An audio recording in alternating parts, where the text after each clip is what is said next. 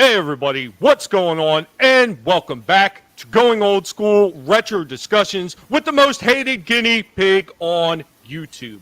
So I just want to begin by saying, as always, there are those moments that are forever encapsulated in time in our memories of years gone by. Brief but extremely memorable snippets of our childhood that became a part of who we are, that give us fond thoughts of years gone by, and for some, shape our future by inspiring us.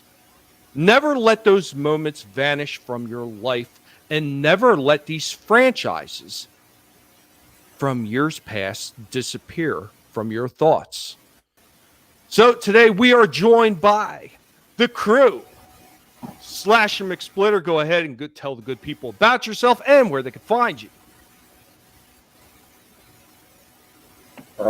What's up, Tommy? Thanks for having me today. They can find me here and on Twitter. That's it.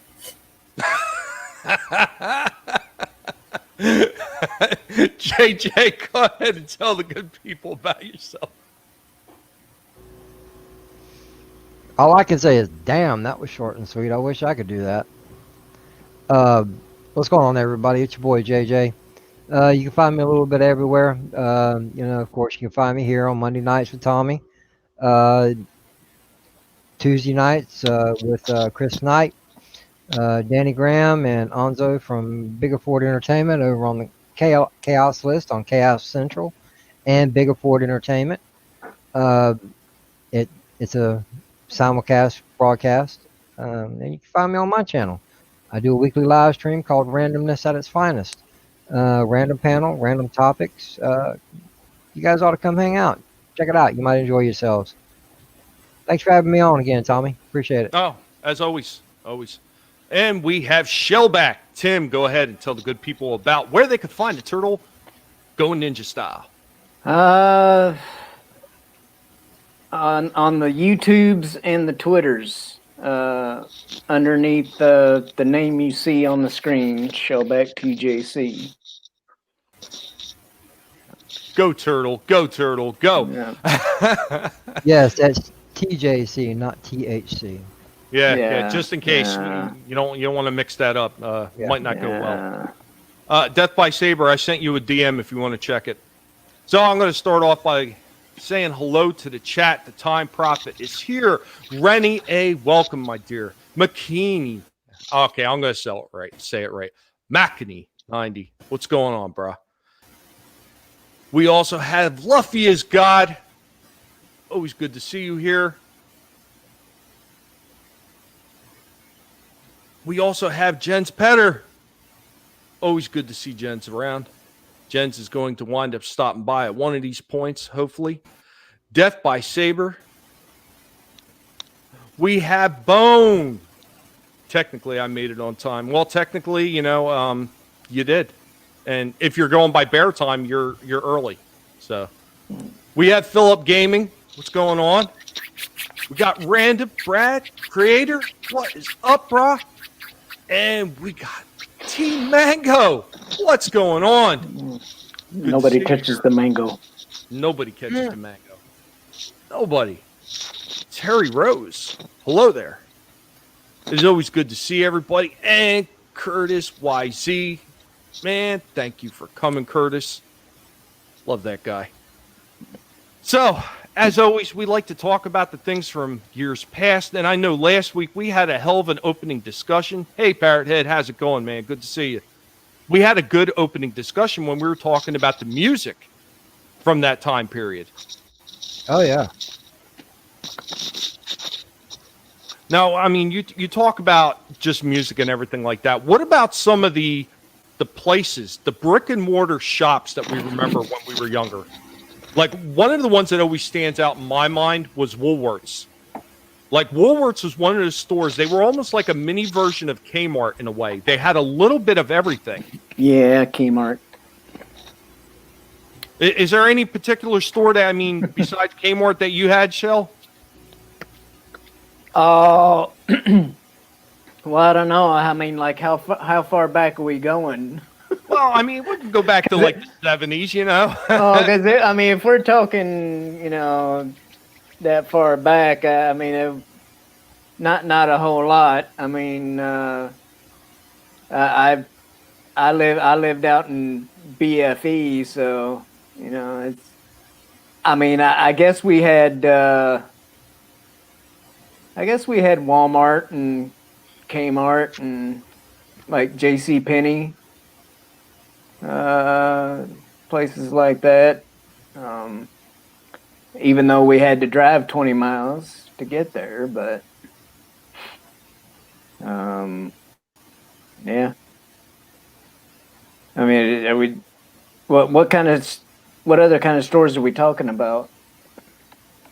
I mean, just anything that you remember that's like not around now. I mean, like I remember along with Woolworths, there was another little store called Death by Saber. Greetings. There was also Woolworths. It was a place called C.J. Murphy's. It was like a drugstore, but it had a lot of other stuff too. They sold toys and everything. And joining us also is Angela Straven. Yo. Well,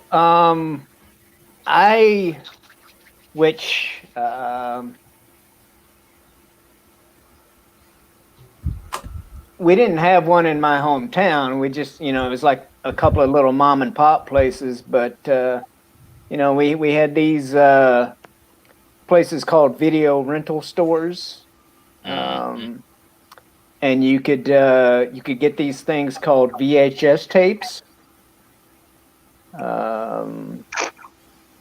Yeah. You're talking about for the Blockbusters. Yeah. Yeah. And well, I mean, I had to move away from home before I ever saw my first Blockbuster or Hollywood Video, But yeah, you could rent movies and video games. Yeah. A to Z Video was the local one that we had. Does anybody remember that? Lancelot's stationery stores? It does not sound familiar to me. No. Nope. Software, etc. I remember a few different places. I do remember Suncoast because Suncoast I had remember the video Babbage's. stores in all the malls. Yep. Yep. Yeah. That's where you used to get Pokemon cards.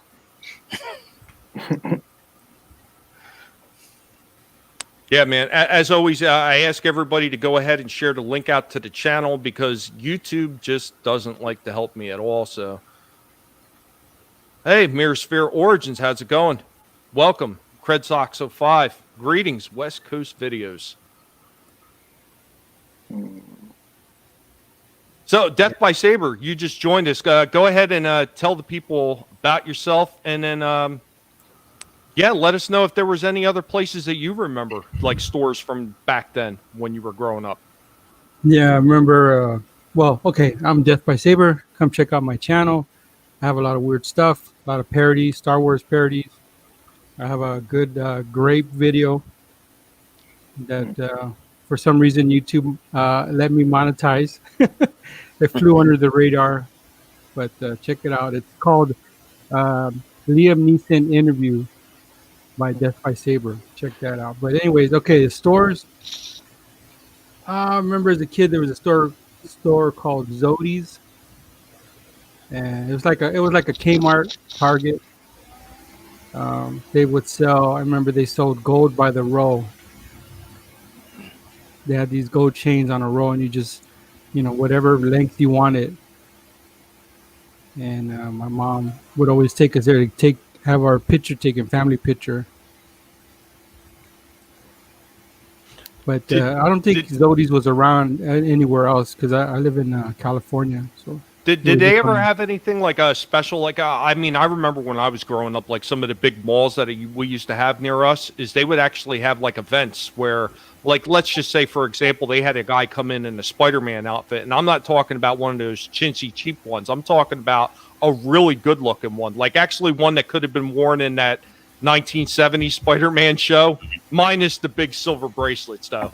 But yeah, a really nice suit. We had a guy in a Darth Vader. Did they ever have like anything like that? No, Not in my area. Not. I wish. Yeah, I mean that was cool stuff back then. I mean, I just don't understand why they don't do that. Keck 44, greetings, welcome. I did see at Walmart a few years back. I would say maybe 5 or 6 years back. They had that guy that played Robin in the original TV, Batman TV. It isn't Dick Ward. Burt Burt, Ward. Burt Ward. Burt Ward. Burt Ward. There you go, Yeah. Dick. But yeah, Burt Ward. Yeah, he was pretty cool. Signed Maybe you're autograph thinking of Dick Grayson. Yeah. or one of those dicks. Well, he was thinking of the character Burt Ward played, Yeah. which was Dick Grayson / Robin. Ah, I mashed it up there. Dick Ward. Hey, it was good. I liked it. But it was for Father's Justice. I once met Cheech and Chong in person. Nice. Nice. That was cool. Nice. In 2014, and I ran into Gwen Stefani at a Halloween store. She was shopping for her kids' Halloween stuff off the 5 freeway in City of Commerce. There was a Halloween warehouse, and she actually went in there. She's crazy because she got mobbed, of course. So everybody, approached her trying to get pictures and autographs. But Well, it's I weird. noticed- Like I've seen a few like people that I recognize from. I'm gonna. Do you remember Tajiri from ECW, the old ECW? Yep. The Japanese buzzsaw. I seen that guy in a freaking Walmart up north in Bristol, Pennsylvania. He was just walking around minding his own business. Nobody paid any Nice. attention because here's this short little Japanese guy, and nobody just even thought anything. I'm looking at him I'm bumping my wife, and I'm like, that's Tajiri. And she's like, who? Tajiri, the Japanese buzzsaw. She said, the one that spits the green stuff. And I said, yes, because she's not very good with wrestlers. So I was like, yeah, it's him. And she said, no, it ain't. I said, look at him. It is. And she's like, just looking. He's awfully short. Yeah, he's short. Of course he's short. He's only like 5'5".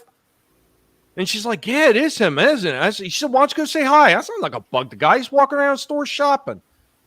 I mean, maybe if I seen him outside the store, I would say hi, but I'm not going to bother some guy when he's walking around the store shopping, minding his own business, you know? Yeah. But, yeah, that's kind of cool, though, that you ran into her. yeah, Gwen Stefani, she had her oldest son, and he was holding a Darth Vader costume going to the checkout. I was like, yeah, my man. Lots of respect for that. Much props for choosing to be Darth Vader for Halloween. I got a friend of mine who lives out in Texas, and it's been about 10 or 15 years ago. He just randomly ran into Peter Mayhew Nice. in the store. And for those of you who don't know who Peter Mayhew is, he's the original actor that played Chewbacca. Hmm. And he lived in Texas, and so that's the Walmart he shopped at. And he said, all right, next time I'm at that Walmart. He at the time they released a toy line called Star Wars Unleashed. Hmm. And he had Chewie. So he ran into him again, and he had him autograph it at a Walmart. Nice. Yeah, so I want to go back to this comment real quick. So Philip Gaming, when the Power Rangers movie came out in 95, McDonald's had someone visit in a White Ranger suit as a special event. These are the kind of things that, I was talking about like that, like Jens Petter says, Darth Vader in his costume opened a few stores in the 80s, if his memory is correct. And I do recall a lot of places having people show up in different outfits, especially, for Star Wars or when like Marvel was having big events with their comics or, new TV shows were coming out. That was the thing, that these people would show up in costume and help promote not only their franchise, but they would help promote the store by being there because it would draw crowds. And I think that's just one of the things that's just like missing in today's society because they just don't seem to have that kind of promotion anymore like they used to. Slasher, have you run into anybody like that? I remember this was really weird. This wasn't even in my neighborhood. This was in Manhattan. Uh, I don't even remember what I was doing down there. I wasn't working. I just decided to go down. I was buying CDs. For some reason, I don't know why. I'm in this. I'm in the store looking for CDs to buy, and then there's a bunch of people with cameras and microphones following certain people around who are looking through the CD racks. And I fucking look up, and it's the entire band of Sugar Ray. Oh, wow. Like, for some reason, they had a camera crew following them around the store, picking out CDs. I was just looking at them like, why do they? What is with this? Is this like a documentary on Sugar Ray? I never found out what the hell it was for. I didn't even say anything to them. I was just weirded out by the whole thing. Mm-hmm. I had a few running into celebrity moments.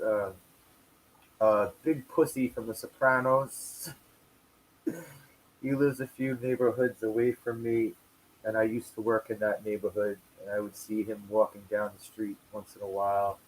Nice. If anyone remembers The Sopranos, Big Pussy Mhm. was the big fat idiot. The very first celebrity I remember meeting was Axl Rose, and he was a dick. He was a complete dick. Trying to think. Which is the first one that I met. Probably Johnny Young Bosch, who was the second Black Power Ranger. I met him. Who else?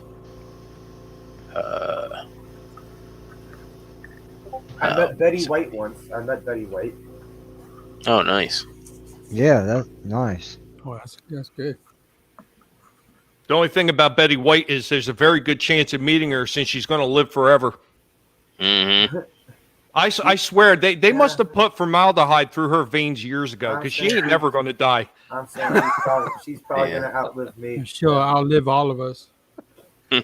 I think the only person that may give her a run for her money is Keith Richards. Yeah, Keith Richards is, Yeah. yeah. Well, he's got enough drugs going through his system that he'll be alive forever. Keith Richards. Well, His, it his comes in- hatred, co- his hatred for Mick Jagger keeps him alive. Mm. well, with Keith, man, there is enough drugs running through his system, but when the end of the world comes, it's like it's going to be Keith Richards and one cockroach. Mm-hmm. Yeah. Oh yeah, Sentinel, Vinny Pastore. I was like, hey, Vinny Pastore. When I saw him in the street, he was like, that's me.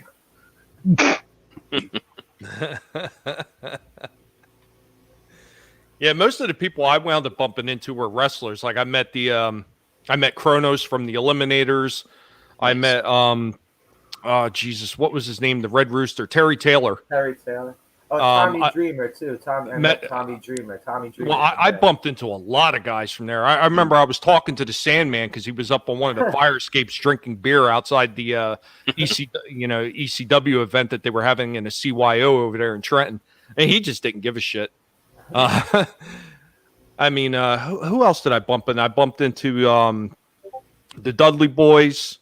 I heard Bubba Ray Dudley is a dick. Yeah, they're all a bit douchey, No, but I always hear a lot of stories about Bubba Ray that he's not approachable. Yeah, I tell you what, out of all of them, the nicest one I ever met was Terry Taylor. I've told this story before, but we were going to the CYO event to watch, and this was back when it was still WWF, and they used to come and do like the small venue shows, and they were at the CYO over there in Trenton, and we're getting ready to walk across the street when me and my mother were, taking me over there, and the traffic on that main street right there on Broad Street, it gets pretty bad. So she stopped and backed up. Terry Taylor seen this. He was already across the street. He came back across the street and then walked with us to make sure we got across the street okay, because the cars didn't want to stop. That's cool. Yeah, that was really cool. He didn't need to do it, and he was on his way to go to the show, and he stopped his own time to help make sure we got across the street okay. That was awesome. As opposed to people like Tony Garea that I met and was just a total fucking jackass. Asked him for a fucking autograph. He won't give you an autograph. Yeah, he said, "I don't have no time for you, kid." And I was like, "Really?" Wow. And my mother looked at me, and that was one of the few times that she allowed me to tell somebody to go fuck themselves, and I didn't get in trouble. But that was sort of how Eliza Dushku was when I met her. She was very like standoffish and like kind of a cunt, to be honest.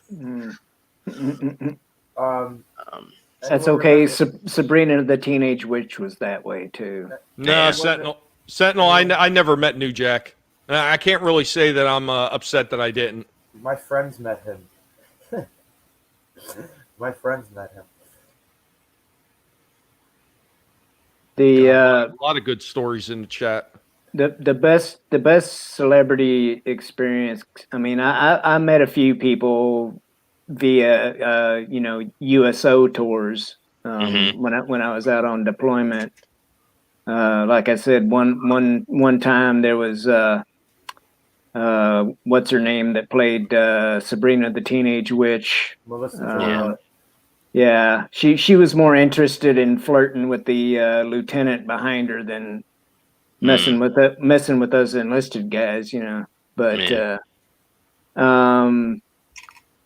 but that particular trip, with her was the gal that played Six from Blossom. Yeah. Okay. And she was really nice. I mean, like two sides of a coin right there between them two. And the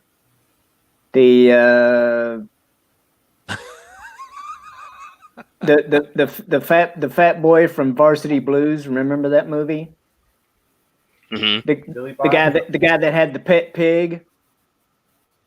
Yes. Billy Bob. Yeah. He was on that trip too. But anyway, the most memorable one or whatever was actually my last deployment, and I was on a little volcanic atoll island called Diego Garcia. It's right smack dab in the middle of the Indian Ocean, and we were there. Let's see. My oldest son was born on December 6th, and I left to go to Diego Garcia for 6 months on December 7th. So, so we were there for Christmas of 2002, and Mr. Drew Carey came out to the middle of nowhere to spend Christmas with us. Awesome. He did a comedy show and everything, signed autographs, all that good stuff. Yeah, I heard he's a good Cool, guy. everybody. I had a friend run into Drew Carey. He said he was a good guy. Yeah. But I would say- he was pretty good natured too, because everybody was asking him why didn't he bring Styles with him, the big tall guy. Yeah. Mhm. But Anybody know Inside the Actors Studio? James Lipton. yeah. I had to deliver to his house once when I had one of my multiple different delivery jobs through my life, and I felt horrible because he had one of those chairs that's attached to your to your stairs. That's the thing that sent the woman out the window in the first Gremlins. Yeah. it took him forever to get down there to answer the door and accept the delivery. I felt bad. It no joke. It took like 5 full minutes for this thing to get down the stairs, and then when he comes up to the door, I'm like, "Holy shit, you're James Lipton." It's like, yes, he looked. Yeah, this was probably months before he had died. So. The Sentinel. I know you asked who was Tony Garea. Tony Garea was actually part of a tag team called the New Zealanders. It was Tony Garea and oh god, I forget the other guy's name, but I remember they were billed as the New Zealanders. And Credsox05 says the other one, you know, who was a jerk was David Carradine, and it was probably because he hadn't tossed off at the time, you know.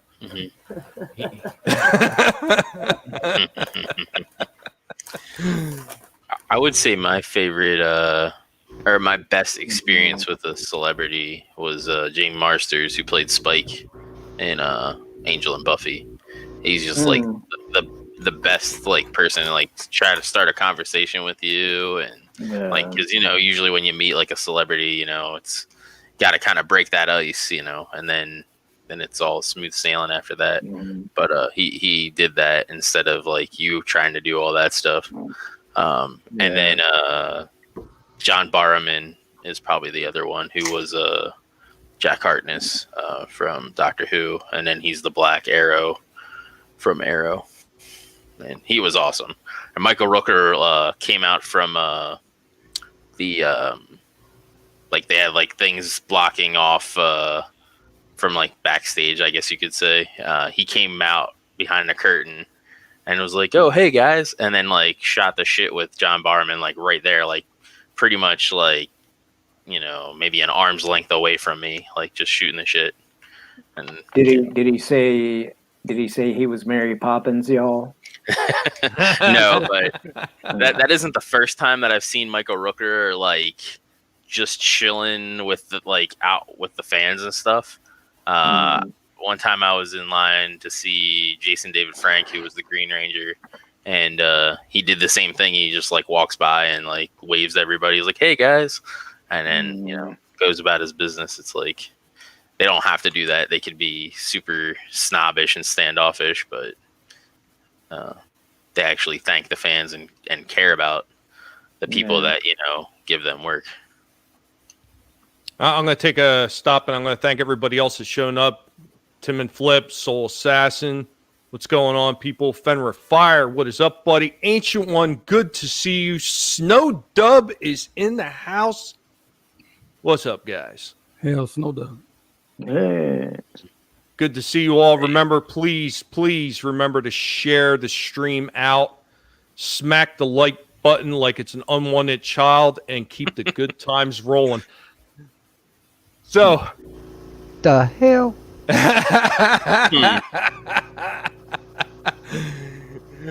So, anybody else have anything more on that? Yeah, at your Twitter, I sent you all the proof of pictures of the celebrities I've met. Nice. Actually met Kevin Conroy as well. And he was pretty cool.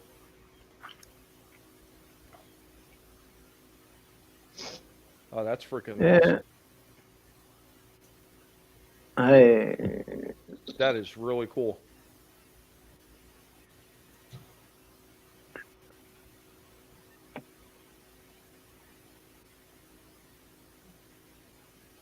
I would try to share these from here, but unfortunately, I'm looking at my phone and not my Twitter. Yeah, I'm trying to pull up one on my thing that I have of Let me see. Kevin Conroy. Do.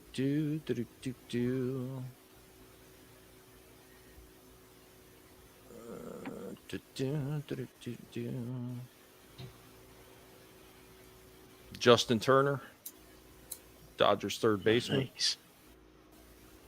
Jose He is real Canseco. Another guy that's nice. Disgraced baseball player, Jose Canseco. Steroid use. It's like, what? They asked me, what is he famous for? For for steroids and for effing Madonna. Cheech and Chong. Cheech and Chong. Yeah, that's nice. He's also And then, famous for blowing the whistle on other steroid users. And then right there, you can see the Gwen Stefani, and we could see a little Death by Saber right down here. Yeah. Take it easy in the She back. even- 2 Is weeks she after- that big? 2 weeks after I met her, she went on the radio telling the radio host that she went to Halloween shopping at a regular store just by herself with no bodyguards, and how everybody mobbed her. And she said this big tough guy from South Central approached her, and I think she was talking about me because I'm the only one that asked her. Everybody else was just taking pictures, but I asked her, and she let me take a picture. But she described me as being the scary tough guy, like exaggerated for the radio. Time Prophet, take care. I know you're in a different time zone. I thank you for coming by. Well, she was half right, if it makes you feel any better. Scary, well, maybe scary ugly, but scary like as in threatening. No, I'm just a big soft teddy bear.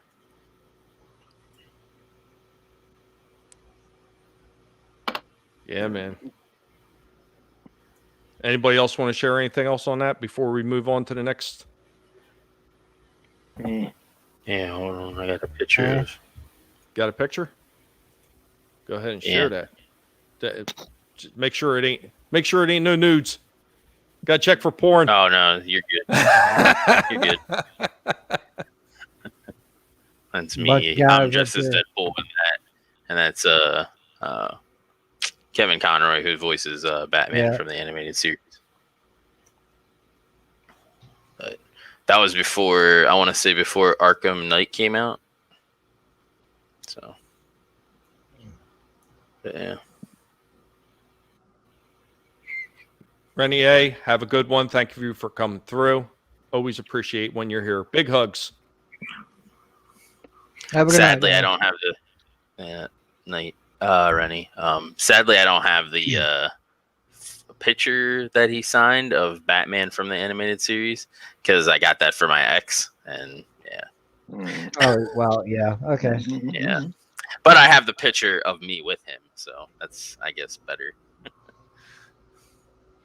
It's always good to have those memories, though. I mean, quite honestly, even if you lose the picture, Yeah. because it can happen. I mean, Yeah. I've been. Oh, Orville Nation, what's going on? I've actually had some pretty close calls over the years where I've had like houses burned down next to where I lived, or I've had shit stolen and I've lost all kinds of photos. So I mean, but the memories are always there. I mean. Yeah, it kind of sucks not being able to look at the memories again, but you really don't need them if you have them up in your head. So Yeah, exactly. I caught footage of a car that was flipped over, sliding down the street. It was pretty cool. that was the one where you did with the Kylo Ren saber. Yeah, after they took the woman to the hospital and everybody cleared the area, I took my Kylo Ren lightsaber and I took a few whacks at it, at the car that was upside down. Wow. And like acting like I was pissed off, like "Wah!" and just swinging at it, like the way he slashed the monitor. Yeah. And then I have this too, of me and Stephen Amell and John Barrowman. Nice.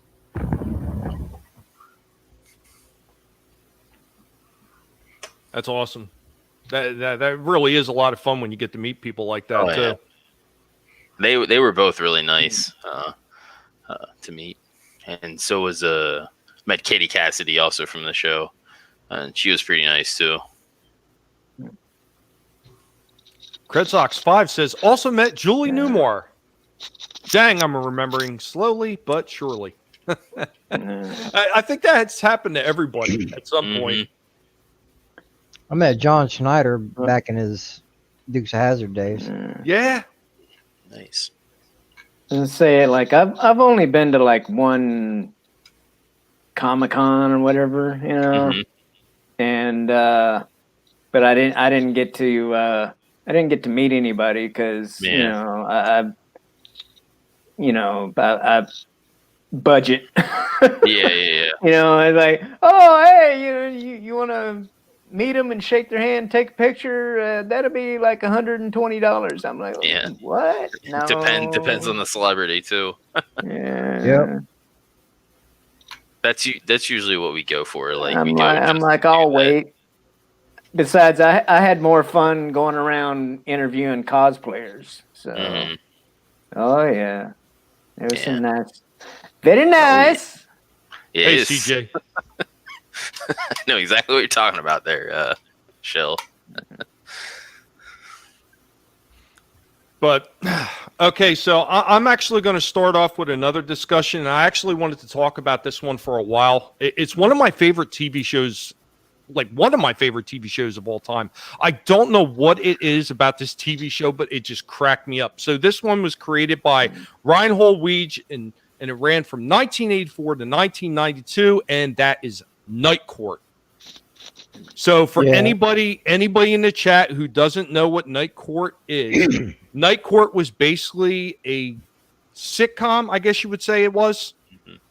It was about Judge Harold T. Stone, who presides over the Night Court, and the court deals with petty crimes. And it's almost done in almost like a drive-through manner. Like everybody is just brought up and they're shipped out as soon as possible. And the type of cases that he actually took care of was pretty ridiculous. So, I mean, one of his quotes from the show was $50 plus time served to get him in and out. it was like the breakfast line at like a McDonald's. It was done so quickly. It was absolutely ridiculous. Now, actually, one of the cool things about this show, most people don't realize, is all the different actors that they wound up having on it. So they had Harry Anderson, who did 193 episodes as Judge Harry T. Stone, John Larroquette, who did 193 episodes as Dan Fielding, Richard Mole, who did 193 episodes as Nostradamus Bull Shannon. Now, from that point on, everybody did a few less. Now, you had Charles Robinson, who did 180 as Mac Robinson, Marky Post, who did 159 as Christine Sullivan, and then Marsha Warfield, who did 136 as Roz. Now, she actually replaced Selma Diamond, who only wound up doing 37 episodes as bailiff Selma Hacker. Now, what had happened is she had actually died. And then she was replaced by another female who lasted barely an end to the season, and then she died, and then she was replaced by Marsha Warfield. So, whoa, yeah. The second one was Florence Hallop, yeah, and Charles Robinson was the second clerk court, because the first one was Karen Austin.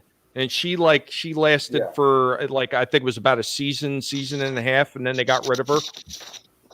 So, and as far as Mackie is concerned, or Marky Post rather, there was actually a bunch of different leads.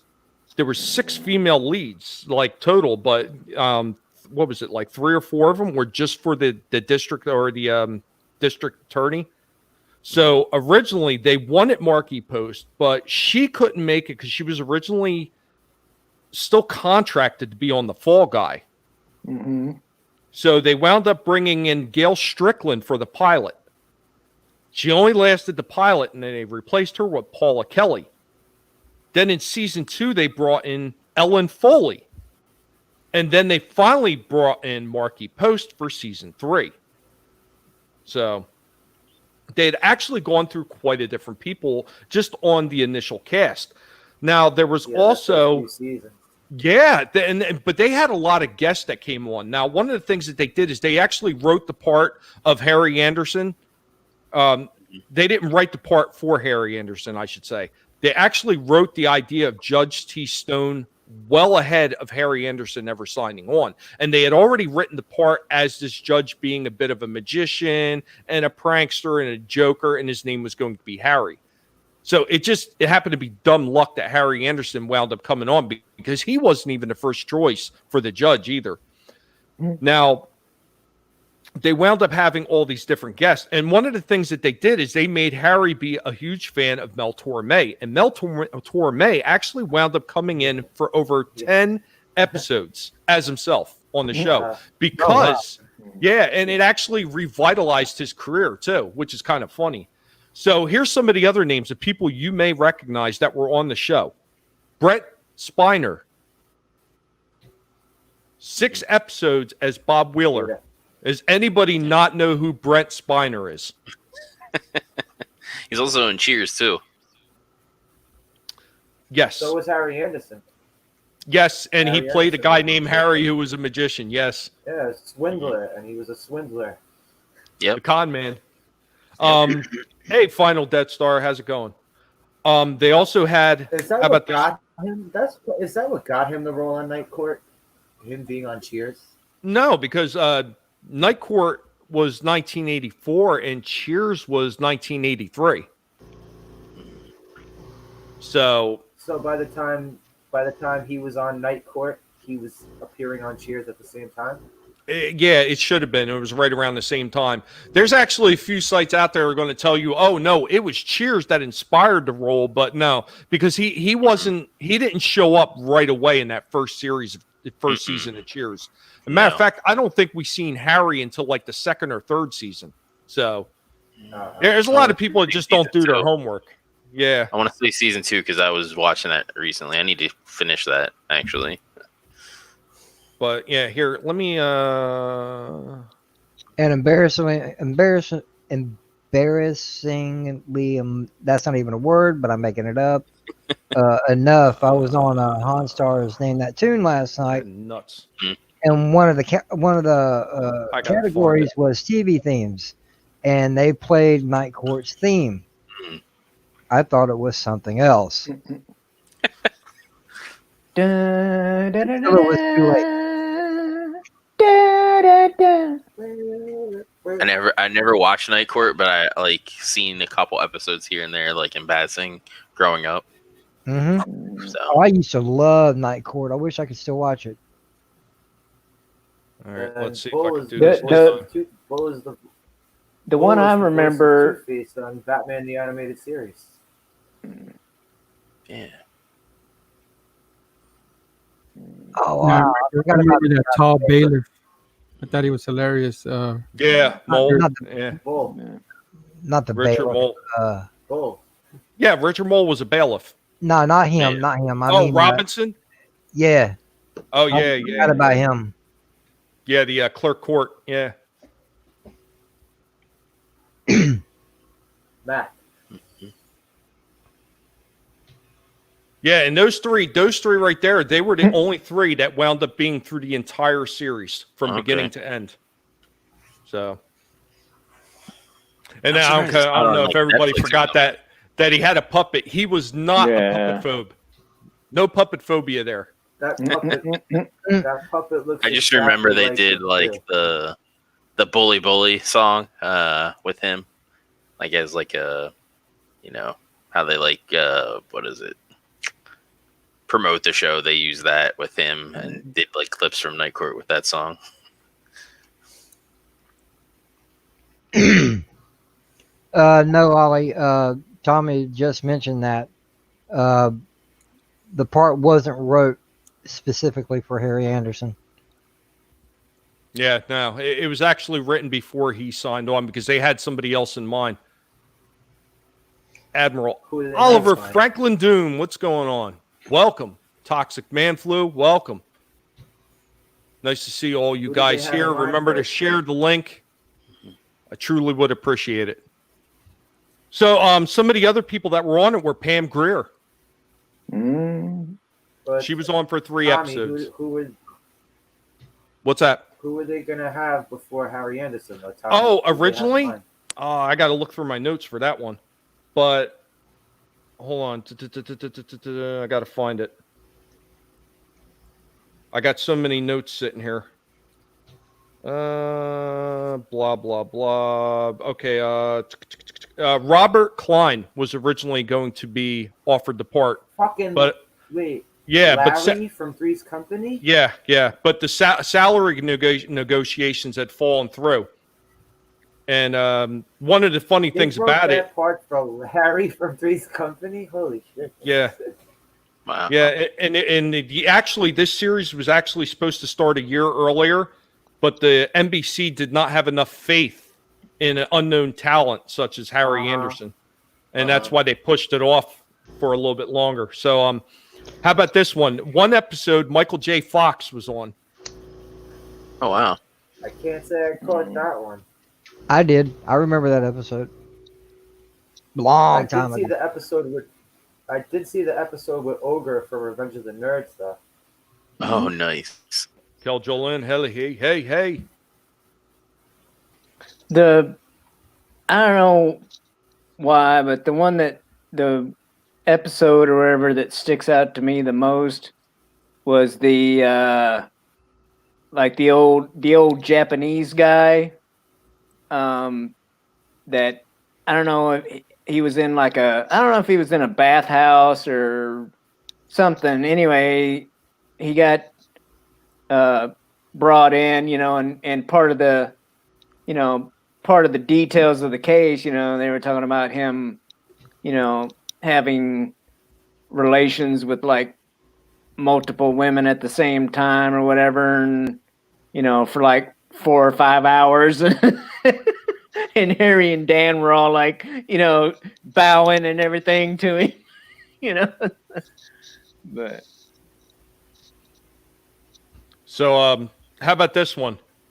Lou Ferrigno. mhm. He starred as the Klondike Butcher.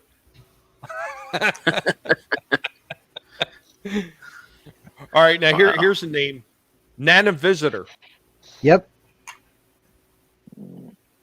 Yeah, Major Kieran Nerys. Yep, from Deep Space Nine. How about this one, Michael Richards? Oh, why do I know that name? That's Kramer Anybody? from Seinfeld. Yes, Kramer from Seinfeld. Who was also on Wow. Cheers. Who also ended up on Cheers at one point. Mhm. Yes. Who? Yeah. How about this, Terry Hatcher? Oh, wow. Oh wow. And the last one I want to mention, because there was a whole bunch, but I just didn't. I just wanted to list a few to the names that were going to ring bells for the most part. Don Cheadle Oh was wow. also on it. Yes. Shit. He's also in an episode of Fresh Yeah, he Prince. Damn, he was acting that long? Jeez. Yeah. Latino Slant, what's going on, buddy? Yeah, he was one of Fresh Prince's Philly friends that they had shipped to Bel Air. I was meaning more along the lines of Night Court. I didn't know Don Cheadle was around since the Night Court days. hmm Norm Spencer died today. He was the voice of Cyclops on the X-Men the animated series, just as Disney Plus was thinking of doing a revival of the show.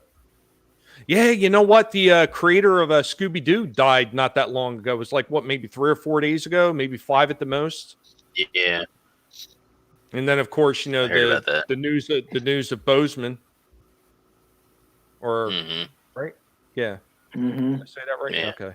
Mm-hmm. We've been waiting for you. I used to love that show. That's another I used show to watch that it a had lot. a lot of people pop. Three's Company's another show that had a lot of people pop up on it. Yeah. Yes. Yeah, Yeah. I would have done Mrs. Roper.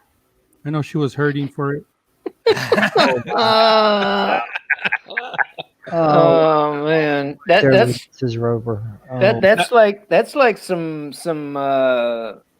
Randy Quaid or not Randy Quaid.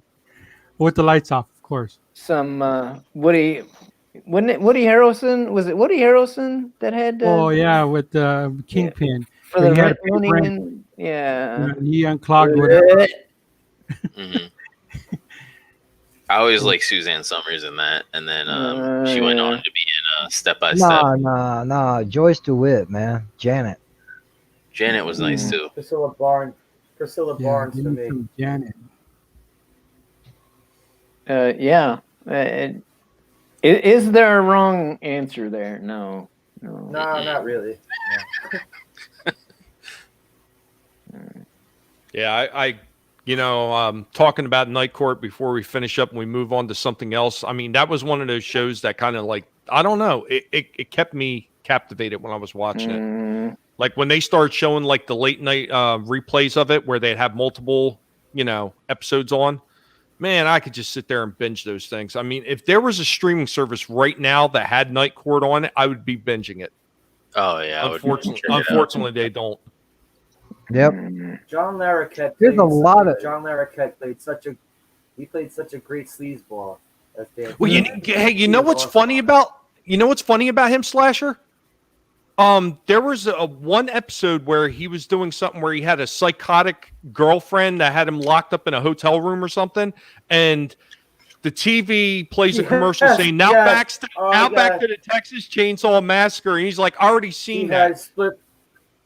She has split personalities. Yes. Yeah. But you know what was so funny about the Texas Chainsaw Massacre and him saying that I already seen it? He was the narrator for the original Texas Chainsaw Massacre and also for the remake that they did in the 2000s.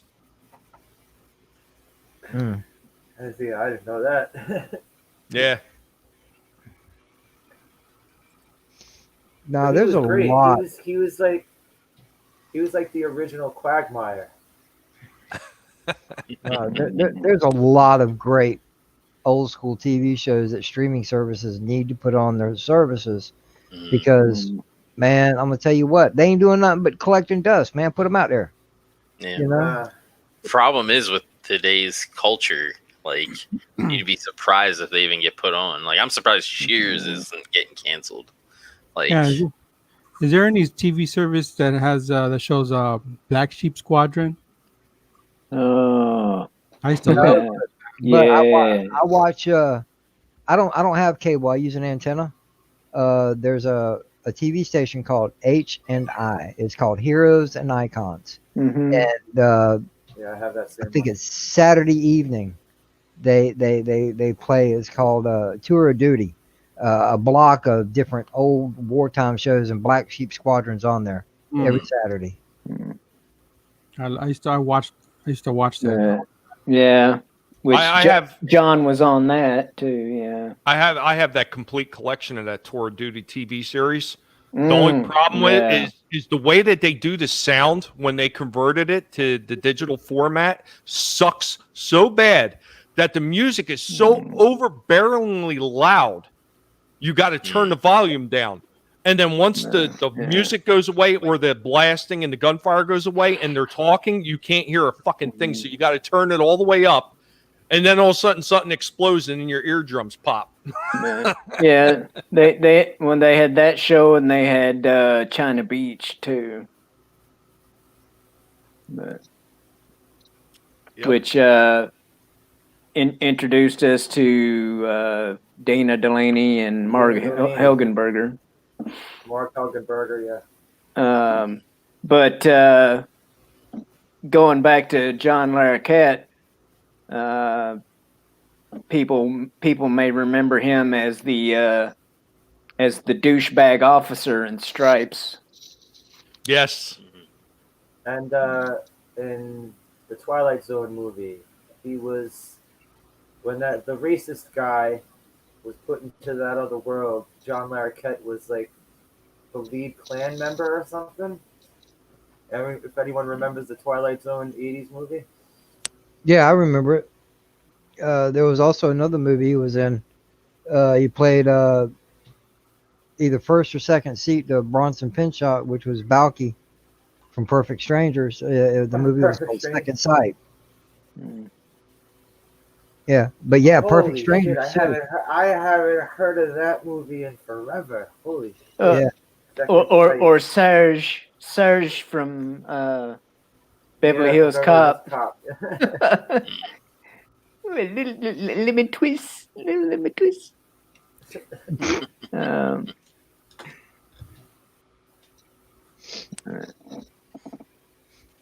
That was good stuff. So, anybody have a topic that they want to bring to the table this week? Who should we start with? Who should we pick? And we're going to run down the list. Draven, he's been I don't have anything. exceptionally quiet this evening. I'm going to pick Death by Saber. Death by Saber, do you have anything do you want to bring to the channel this week? Anything in particular you want to talk about? When since we're reminiscing about old TV shows, I really miss watching Benny Hill Yeah. and the Hills Angels. Yeah, I was young. Chips. Yes. Dun, dun, I think dun, I got my dun, first dun. boner watching Hills Angels, Benny Hill show. Oh, dude. Which not all the time, but every once in a while you would get some full on boobies off of Benny Hill. Yeah. Yeah, and you know what? I watched Benny Hill when I was a kid, not understanding the humor behind it. I just watched it because I thought it was funny. Mhm. I'd like to watch it now. Now that But I mean, well, I mean that poor little bald guy, but Oh, no. because Oh, he was, no. he was always, smacking him on the head and stuff. But And kicking him in his ass too. yeah, one of my favorite things though was when Benny was watering a tree, and his water hose sprung a leak. So then there was two streams, and then there's this lady walking by, and you couldn't see the hose or whatever, So it's like she walks by and she sees him and sees two streams, and just and he just gives that that awkward grin, that he always did, and. There's one where he's counting something. I don't know if it's money or he's counting something on a desk. And one of his secretaries goes to the file cabinet and bends over. You could see, she's her button, her underwear, and everything. And he just loses counts and he gets pissed and throws everything everywhere. Yeah. Well, you talk about the original Quagmire. That was the original Quagmire right there. It was freaking Benny Hill. Biggest Yeah, perv. that's a good point. That's a good point. Oh, I remember you could do that on television. yeah, What what's funny about Benny Hill though is because there was no real dialogue of any sort in it, and it was all just music really that just carried the comedy along with it though. Yeah, it was way better than Monty Python. Oh, I love Monty Python. Yeah, I did too. I didn't like. yeah, I didn't care for it. It's like Bob's That was Burger alright. compared to That like was okay. Family Guy. Yeah, Oh, I can't stand Bob's Burger. yeah. And I only like the first couple seasons of Family Guy until they came back to Fox, and then after that it's been downhill.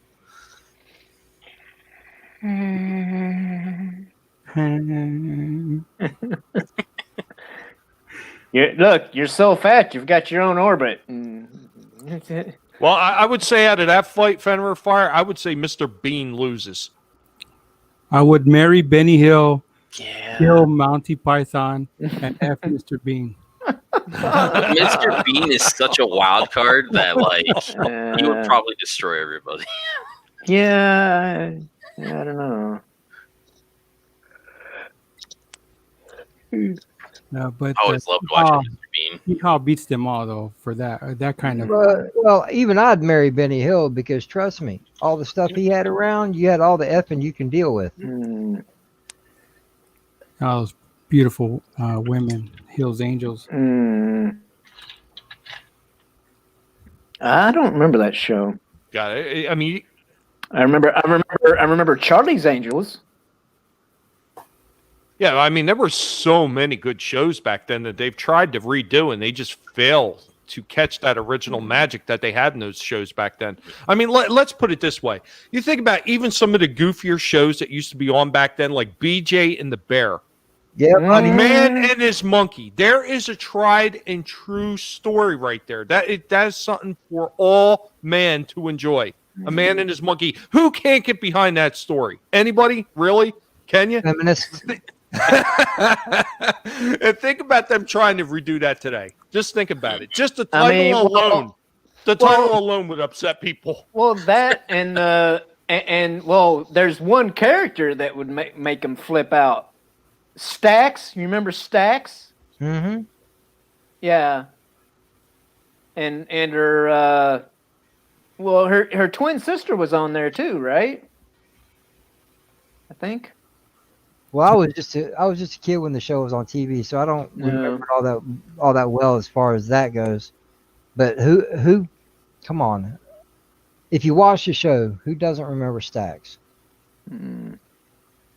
I never seen it. But you know, but there was I remember Renegade. You guys remember yeah. Renegade? Oh, Renegade, yeah. That was pretty good. That's Well, on that the was TV The station. Thomas. Yeah, that was several years later though. That was more like late '80s, early '90s, I think, wasn't it? But Actually, it was 97 or 92 Mm. is when it started to Yeah. 97. No, I got a super chat. Colossal sized bag of premium carrots and premium lettuce for Tommy the guinea pig, his wife, and the guinea pig pup so that they can week out of complete happiness. Thank you, Ancient One. Thank Yeah. you. But you know, the same time period,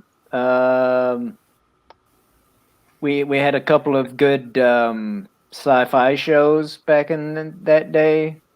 With well, actually, more than a couple. We had Buck Rogers. We had Logan's Run. Both of which had very nice women in very nice outfits. Yeah, Logan's Run. Logan's Run didn't. What do you guys say, Slasher? Aaron Gray on Buck Rogers. Yes. Yeah. Mm-hmm. Yes. Oh, but well, you know, Buck Rogers itself, it didn't run as long as it should have, and Logan's Run had an extreme. What was that? One season? Yeah, I think. But then Nah, it was longer than that, I think. Then we but, got It more, was short. we did get more Aaron Gray when Silver Spoons was on, so that was. But we No, Logan's Run. Logan's Run. yeah, Andrew Logan's Straven. Run. Logan's Run was very I- short. But we also had in that same era was the original Battlestar Galactica. Yes. Now, believe it or not, I don't know if you guys know this. Any of you guys that have seen any of the, basically the last decade of the Marvel movies, I believe the best place to point it out, I think it was in Captain America, not Civil War, the Winter Soldier. Mhm. You see basically the council members, and they're standing there with a hologram and their holograms and stuff. There was a woman. The woman is the same woman from the Logan's Run movie, Jenny Agutter. Mhm. Agutter, however you pronounce it. Yeah, Same I got her. woman. Same woman.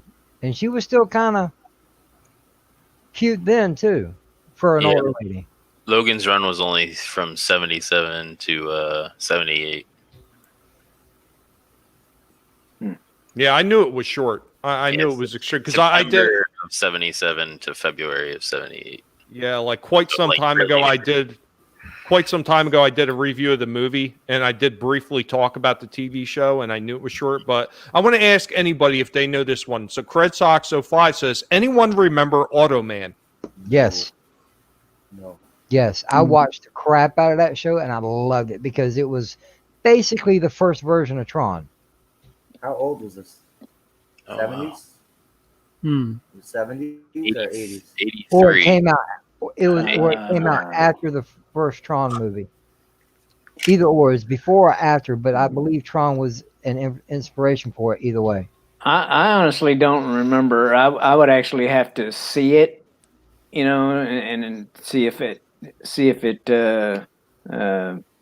rang a bell. But Oh, I can bring up I have an image up. as far as the name alone, though, Mm-mm. So, Toxic Man Flu says the Tomorrow People. That one sounds vaguely familiar, but it's not striking a chord with me. Yeah, me neither. No. Hmm. Fenrir Fire. My name is Buck Rogers, and I like to. Yes, yes, he does. Yes, he does. God I'll bless get- the peen. I Praise you know the what? peen. I don't give a damn. All right. Beady, beady, beady. Gil Gerard, I swear, Gil Gerard, he was getting banged on every episode. It seemed like. I'm pretty sure he probably could have got most of the guys on that set too if he really wanted to. And guys, check this out. Tweaky Beady, was a beady, beady. legitimate. No, Tweaky was a legitimate dickhead. Yeah, he That- had a that's fucking Auto dick Man. on his head. Yeah, I don't know. It's actually from the producers of Tron. I don't remember that one. Uh, I do. I love that It show. looks Kid. familiar. Did he have to- I'd actually have to see. I'd actually have to see some episodes or. That car Mhm. actually operated kind of like a light cycle did from the early Tron's movie. The early Tron movie, because the guy that rode in the car, Automan's counterpart or partner or whatever he was, Mhm. every time they were riding down the road and he turned a corner, it always showed him face plant up against the glass because it was a direct 90-degree turn. Did he have a motorcycle as well? I don't remember. There was I know a show. There's one guy who always have to keep recharging. He always has to recharge, and then he would like make a motorcycle appear. It was all lit up like Tron as well. Another TV show, I guess. There's Street Hawk. That Yeah, Yeah, Okay. Street Hawk. motorcycle. yeah. I'm looking here at images or things. Yeah, Cred Sox 05. Yeah, Richard Hatch as Apollo on Battlestar Galactica. Oh, Toxic Man Flu. Yes, Knight Rider. I Oh, like I that original. The original Knight Rider, I really did enjoy. I did not care about the reboot that they did. And they only did that. What was that? It was in like in the mid to late 90s. They did the reboot. It's when they They right used the around when they brought out the retro looking Mustang. Well, there's the one in 08 that continued it.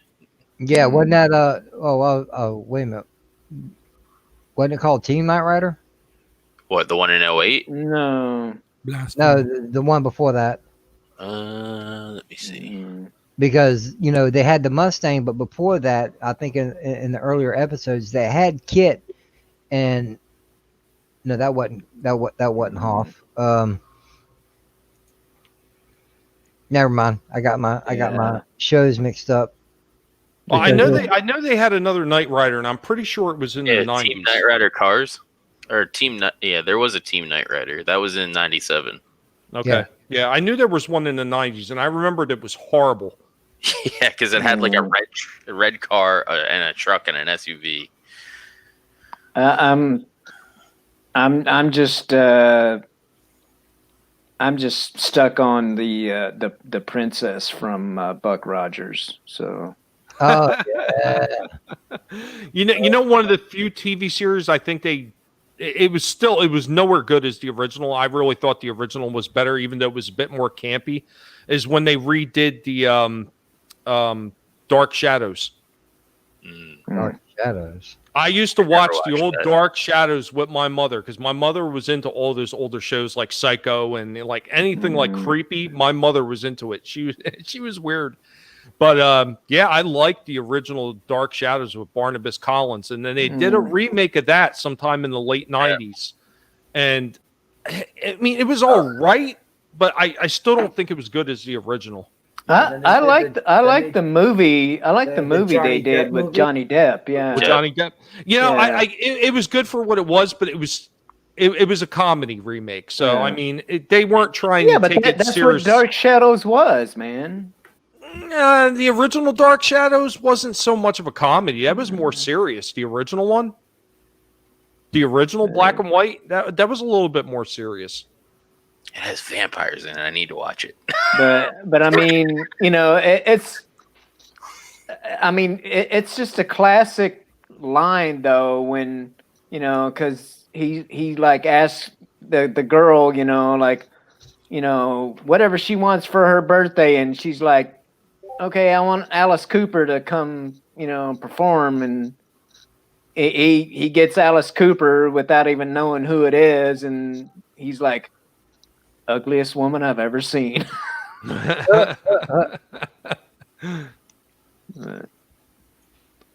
But like I haven't even watched a lot of these other shows that have come out. Like I've talked before about the original Voltron series.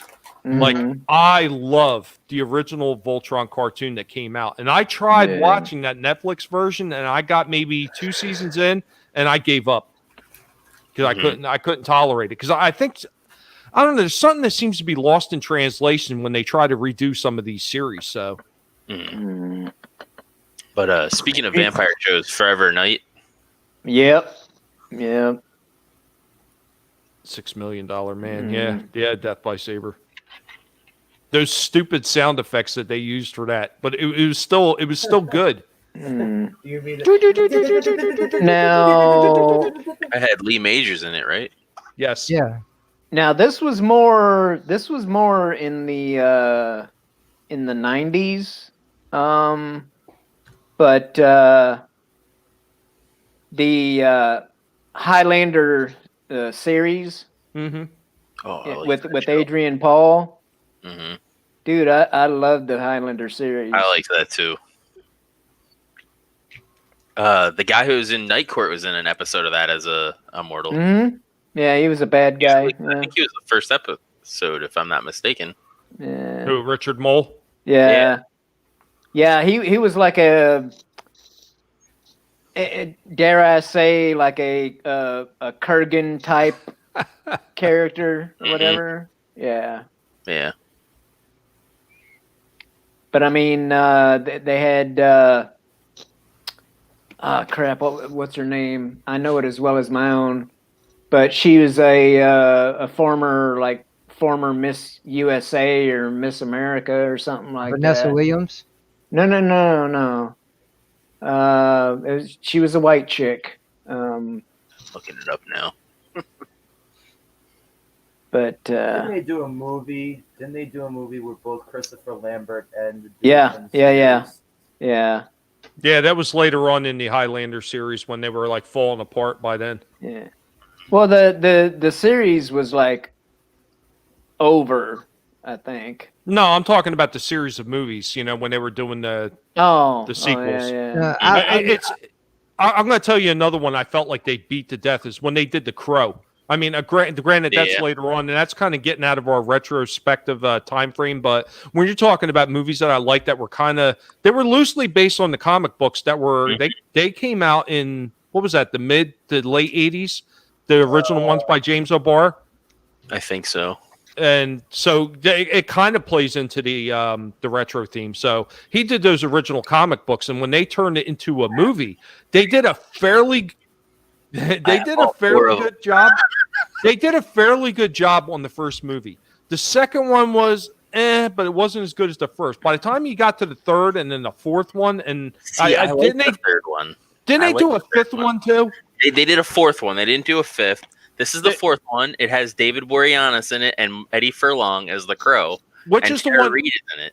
Which is the one with Tito Ortiz? Because I could not stand that. Was that the third one? Cheeto Ortiz is... Don't tell me he played the Crow. No. He was a bad guy in it. I just hate Tito Ortiz. I was saying something about that on Latino Slant Show. The guy from Tremors was the bad guy in 3. Not Kevin Bacon, but the other dude. That was his buddy in Tremors. Remo, the one who played Remo Williams? I think. Fred Ward, right? Let me look. Yeah, Peter Cullen does have a freaking awesome voice. I wish they could have got him for Siege War for Cybertron, but unfortunately, Netflix was cutting costs, and the Actors Union of Voice Actors is highly expensive. So, Ortiz. Yeah, Fred Ward. Ortiz. Fred Ward is the bad guy in 3, and David Boreanaz is the bad guy in 4. Yeah, if anyone So it might be remembers 2. anyone remembers the movie Remo Williams. Yeah, Mm, That was, I remember that. That Fred was Ward. a B-rated Indiana Jones. Yeah, it was Fred Ward. So Toxic Man Flu says the best TV show of all times is WKRP in Cincinnati. I like that. I used to, yeah, that was good. Yeah, I used to watch a lot of those weird shows. Like I used to watch Barney Miller, mm. the cop show. Oh yeah. You Oh, yeah. remember? Fish. You remember the Yep. the Howard Hessman, the one that Howard Hessman did after WKRP, head of the class. Head of the class. Yeah. Yeah, Vincent Perez was the Crow in 2. The Crow, Wicked Prayer, Tito Ortiz. God, I hate that. Is I can't. yeah, I that's can't the even third say. one. Or the fourth one. I mean. Yeah. I The cannot fourth one is stand terrible. Tito Ortiz. The only I good thing hate about Tito it is Ortiz. David Boreanaz. That's the only good thing about it. You know, I always wish that they would have did like the comic books. Like James O'Barr did a comic, and my band we did a song of it. And I want to say it was the second book that O'Barr did, where he had it was a Native woman, Okay. and the Yeah, I name of the remember series was it was called Dead Time. Mhm. Yeah, and that's what we called our song, and we just like we took snippets from the comic book and we just boom right into the song. Love There was a Crow that TV that series book. too. Now, hold on. Now, I'm looking at the cast of the one that you're saying Ortiz is in. We got Edward Furlong, Tara Reid, David Boreanaz, Dennis Hopper, Danny Mhm. Trejo. Yep. Jeez, they don't even that's a mention him in stacked here. cast. Dude, there's so much going on in that movie. It's just Yeah, it's they don't even mention Ortiz in the cast. Well, the problem is with a lot of those guys, and I had to do the same thing when I was looking through Night Court. You can see a cast that's listing. Like you can go on IMDb and look up the listing of a cast, and like all these people, like Michael J. Fox, Brent Spiner, and all the other ones that I mentioned, they are buried Yeah. down in the cast list. You got to search up the full cast list, Yeah. and then you will find their name buried somewhere in there. Well, no, I'm looking on an actual movie site, Voodoo, and if he played a prominent role, he would have been listed, in there with everybody else. He just played like a thug, if I remember correctly, towards the end of the movie. Okay. I hadn't seen it. I stopped with the Yeah, second fit one for because after the anything second else. one, I'm like, See, I like 3 because like he's convicted for killing his girlfriend, and they put him in the electric chair, and they have the mask on him, like the death mask. And when he pulls it off, his face is all like scarred. But then when he pulls all the like scabs away, he has the makeup is like scars basically. I think it looks cool. And then he drives a Trans Am in in a couple parts, which are pretty awesome. Does that sound familiar to you, Angelus? What Cred Sox says? What's it? Tito Ortiz is Famine, one of Luke's henchmen, a half-breed fry cook. Oh yeah, that does sound familiar. Yeah, I've only watched it once, and then it was in my car, and I think rain got on it, so it's like all buggered up. And I was like, I don't care to replace it because it was that bad. All right, how about this one? Who wants to take this? Tremors. Troopers was good. I didn't see past the first one, but I love the first one. I know they made like 900 straight to VHS after that. Is 3 the one with the ass blasters? Because I think I've seen up to 3. ass blasters. Yes, they call them ass blasters, and they can fly or some wow. shit. Yeah, it just gets ridiculous. 1 and 2 are probably the only good ones. Tremors was probably one of the first movies that I can remember that had me develop a crush on a woman whose boobs were smaller than mine. Damn, Shellback, really? Yeah. Tremors 3 had ass Reba? blasters in Are it. you talking about Reba? No, the younger chick, the one that Kevin Bacon was sweet on or whatever. In the first one? Yeah. Remember the Okay. younger girl? Yeah, I think so. Yeah. Hang on. I'll find out. Autobots, gather around and let me tell you a story from days long ago. Roll out. Michael J. Fox. Kind of disappointed the one with Kevin Bacon. The series never actually panned out. The emergency TV show. Go ahead, Death by Saber. Yeah, I used to like watching that. I was a kid. I didn't understand anything that was going on, but I liked watching it. I don't know. Just when the sirens go off and they're racing down the street and help somebody, usually they call the doctor and say, "Hey, what do we do? Give them CC shots of this and give them some of that and wrap them up and send them to the hospital." Cool. Ariana Richard. That was every episode. Was she blonde? Hmm? Was she blonde, Shellback? No. Toxic The Man girl, Flu said, "Hey, Shellback, that's not a chick. That's a dude. She Dude looks like a lady." well, she's looking a little rougher these days, but Yeah, a lot Uh, rougher. Charlotte Stewart? no, Finn Carter. Finn, Carter, yeah. Yeah, she looked good back then. She does not look good at all now. Yeah, that was a good show. The Muppet Show. I think everybody's probably watched the Muppet Show at least at some point. Oh yeah. I like the girl. Yeah, I've watched the Muppet Show. I like the girl in the second one better. Fraggle Rock.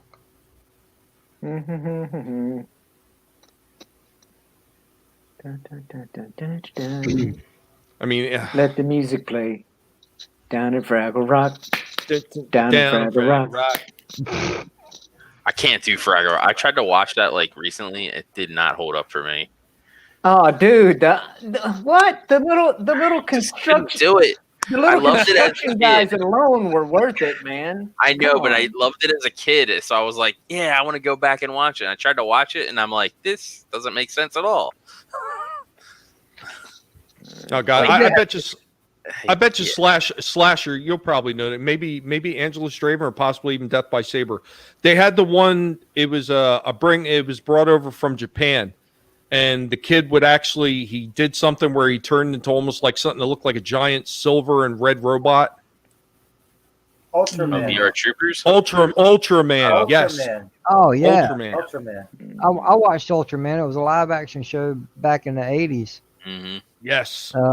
Yeah, but they And redid it in the 90s. They redid Yeah, it in they the did. 90s too. Netflix just recently redid it again. Oh, yeah, nice. and I actually like that. I did. I like that, and I'm waiting for a second season. JJ, is that animated or is that? I want to say if it is animated, it's a crossbreed. It looks like newer school style Japanese animation with like almost 3D CGI backgrounds, I think it's or even maybe older all than CGI. Who 80s. knows? It might be all computer. But I think it was even older than 80s. The first one, I think. Yeah, I think it might have been in the 70s, or maybe I want to say it was in the 70s originally. well, I didn't see it until the 80s. Let me check.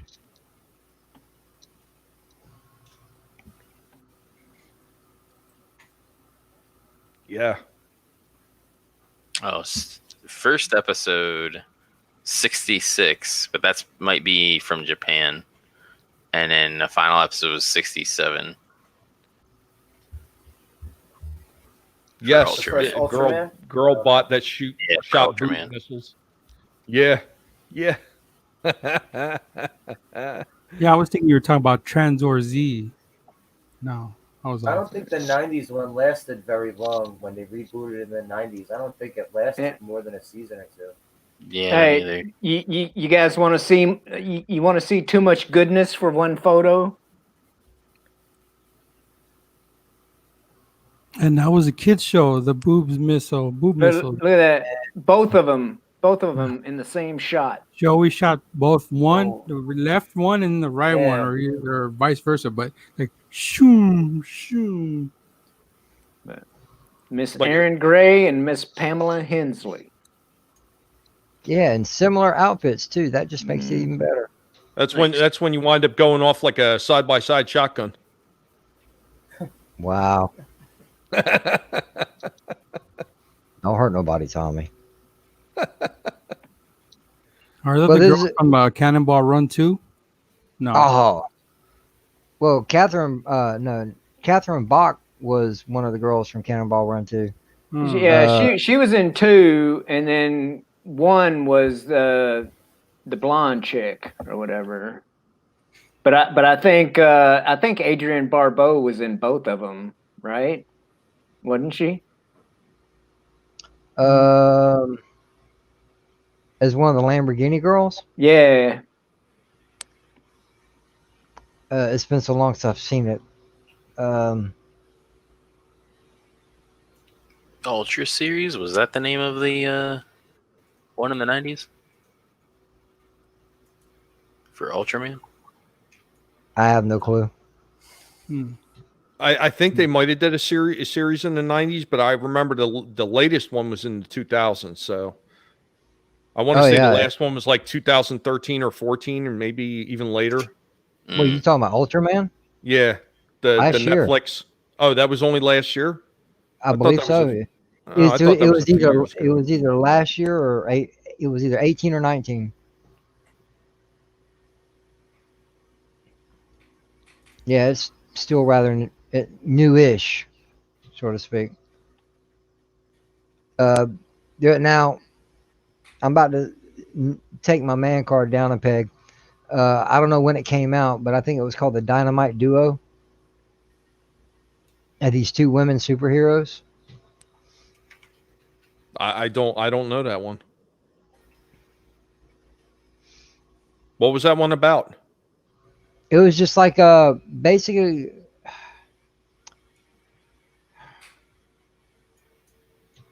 imagine a female Batman and Robin, but they didn't have their faces covered. They had their own form of their own little Batmobile. They had these big ass contraptions on their wrists that could do different things, and they wore the sparkly outfits. And hang on, let me see if I can find something on that.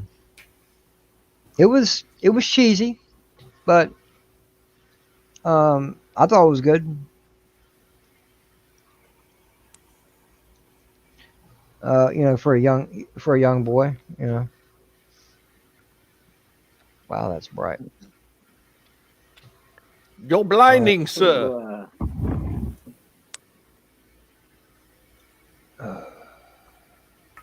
Who remembers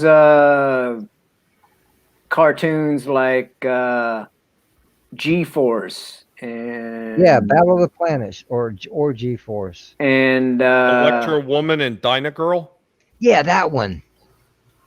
Yeah. Thank you, My bad. Toxic Man Flu. Yeah. or Yeah. the Herculoids. Remember the Herculoids? Yes. Yeah. Thundar the Barbarian. Oh, I love yes. Thundar. I actually brought that up when I did a discussion about Transformers, about how it was a lightsaber in theory. Mm. Mm. Oh yeah, I watched that. Now, was this the 1991? I think so. Was this it, Slasher? Ultraman was older Yeah, than that. That looks Hold like on, the, hold on. the More than 90s version. likely, yeah. I'd say judging by the hairstyles, that's 90s. Yeah. Okay. Well, also, I'm looking at the outfits. I seen the earlier version of it, and that is definitely the newer Yeah, one. this isn't the. This is the supposedly the '90s one, from what it was saying, which was called Ultraman: The Ultimate Hero. Mm. So I'm going to bring one up that Death by Saber had mentioned in the chat. Alf. Yeah, Oh, I remember Alf. I wasn't a big fan of it, but I definitely remember it. Alpha was a cool guy, man. He loved From Melmac. he loved pussycats. Yeah. He hated. But what respectable guy don't? Mm-hmm. They had a cartoon Honestly. series too. Mm-hmm. I can't say I ever saw the end. Did he end up making it back to Melmac? That's a God, good question. I do not remember. Did he Yeah, I ever- don't remember if he ever went back either. I just realized my mic was muted and I was talking about Alf. Yeah. The only one I remember that made it home was E.T. Go ahead, by Death DBS. Yeah, Alf Go ahead, can't talk go. about it. If Alf went home, and that'd be end of the show. But yeah, I remember chasing the cat. You gotta have the cat. I know, but I'm saying the show ran its course, so maybe they sent him back. I never saw the last episode. Oh, apparently the last episode ended with "to be continued," but it never was. That's the worst. Ultimate ultimate- cliffhanger. Yes, the ultimate cliffhanger. Because I guess the guy that was being given a verbal agreement that Alf would receive a fifth, he envisioned a new direction for series, but I guess it never happened. They cut the funding. Yeah, That's horrible. yeah, Alf was canceled. Did they sell? They sold a talking Alf doll. They sold Yeah, out I everything. heard. Didn't they have one that was kind of like a Teddy Ruxpin? I heard. Yeah, I think so. I If think I remember. I think they did. Oh, It apparently might they. have been just a pull. It might have been just a pull string, though. I don't think you put a tape in it. You press a button on his back and he talks, or you pull the string and he talks. I don't know, but I do remember that.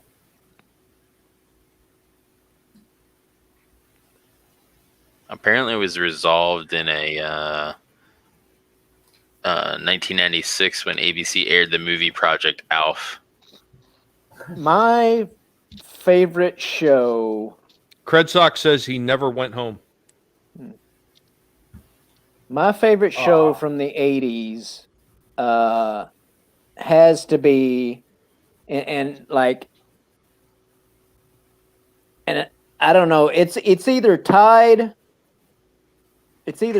with Knight Rider, or it may just be like a notch above Knight Rider, but Miami Vice. Oh yeah.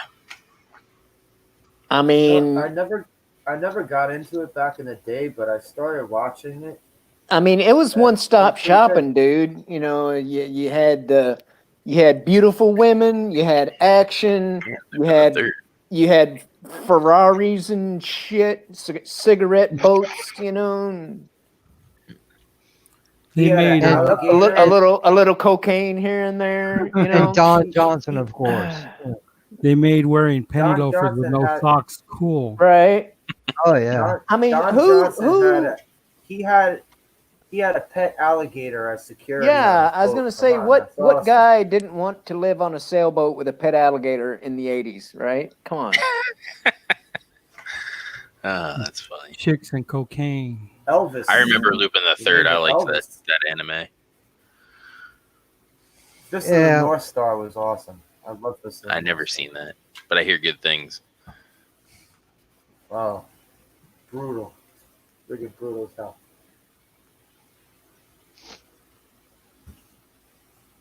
Cobra the space pilot? Pirate. Missed it. Never heard of that one.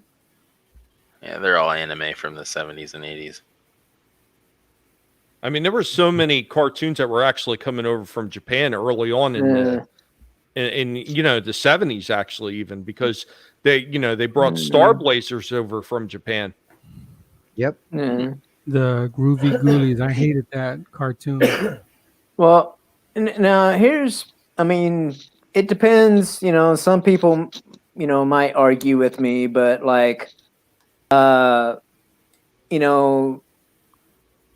Voltron was anime, pretty much Yeah. anime. It was Speed Racer. Astro Boy. Robotech. G-Force, like I said before, G-Force. Yeah. Robotech was done anime style. Yeah, it was anime. Yeah. Okay, so Kretzox05 said, did Alf make it back to Melmac? Well, apparently he did.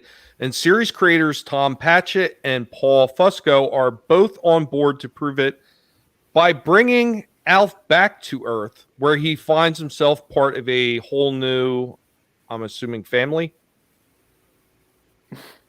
Another cliffhanger. Because he follows that up with Love Fist of the North Star. So, I mean, I doubt if Alf came back and found himself getting fisted by a North Star. But, I mean, it could be possible.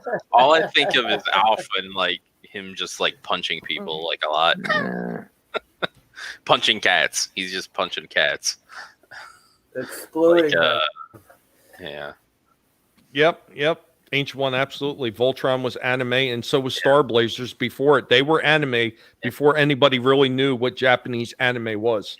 Japanese anime is more of a modern take on what it's always been. So back then, everything was just... Everybody thought it was a cartoon, and it's like, no, that's anime. But, I mean, it was all considered just animation back then. And then somewhere along the line, they shortened it and called it anime. But really, when you look at it, everything is anime technically to a degree. It's just a matter of is it Japanese anime or is it American anime? Yeah. Yeah, and I've mentioned this before. There was this one that I just stumbled across. It was a movie. It was called Grandizer. And I actually loved it. That's Max in it, right? There you go, Tommy. Oh, yeah. I loved that movie. That's what they based the Shogun Warriors off of when they made that toy line. Mm-hmm.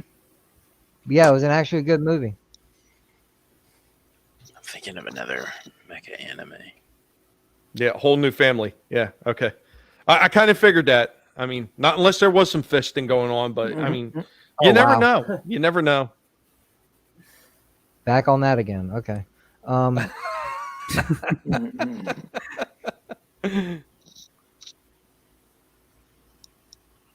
Silverhawks.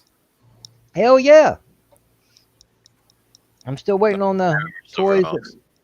I'm still waiting on your toy video, Tommy. Oh, for the Silverhawks? Yeah, that's buried in the list. I'm working around through my list. Well, take your shovel and dig it up.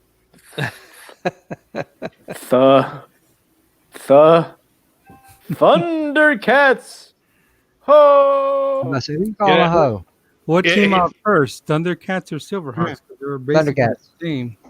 Thundercats. Came out first. Yeah. Well, the funny thing is I was actually working on parts of a Thundercats video already. That was one of the other ones that I was working on. I've got a few projects that I've been working on all at the same time, and that's what I wind up doing. And this is how I kill myself, because I wind up getting part of a project done, and then I start working on another project. Say, oh, well, that one would be cool to do too. Next thing you know, I got 3 or 4 uncompleted projects done. And like, well, shit, which one do I want to finish first? Well, gentlemen, anybody that uses Hulu, if you ain't figured it out by now, they have the original Thundercats on there, both seasons of it. Yep, I've been watching it. Might have to watch that. Wish they'd put the Silverhawks right on behind it. You know, the same company that did it, same voice talent that did it. Because Wild Bill is Lion-O, I believe.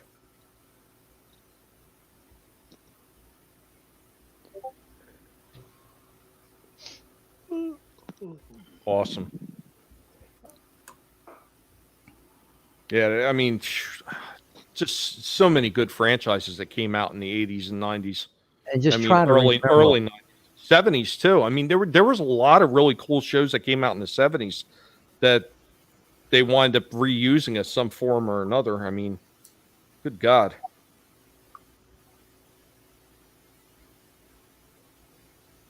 I mean, how many times did they redo Flash Gordon? Oh, yeah. Buck Rogers was another one that got a few remakes. You know. Well, Tarzan. that's something that Goddamn times is Tarzan redone. Yeah, yeah. yeah, slasher. Yeah, absolutely. Tarzan was done multiple times. Movies and TV. Yeah, you say Flash Gordon, that's one that's probably going to be the uh, a remake here in the near future. Something ain't been done unless they done forgotten about it. What's that? Flash Gordon. Oh, didn't they do a thing in like the 2000s of Flash Gordon on Sci-Fi? Don't remember. Last thing I remember of Flash Gordon was a cartoon. And I don't even know when that came out.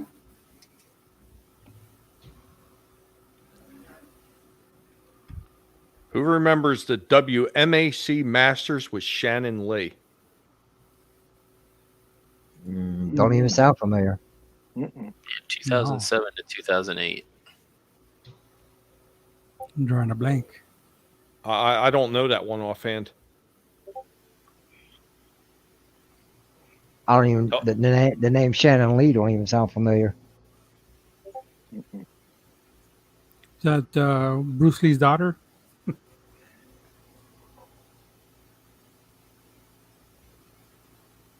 I didn't know he had a daughter. Yeah, Bruce Lee. Yeah.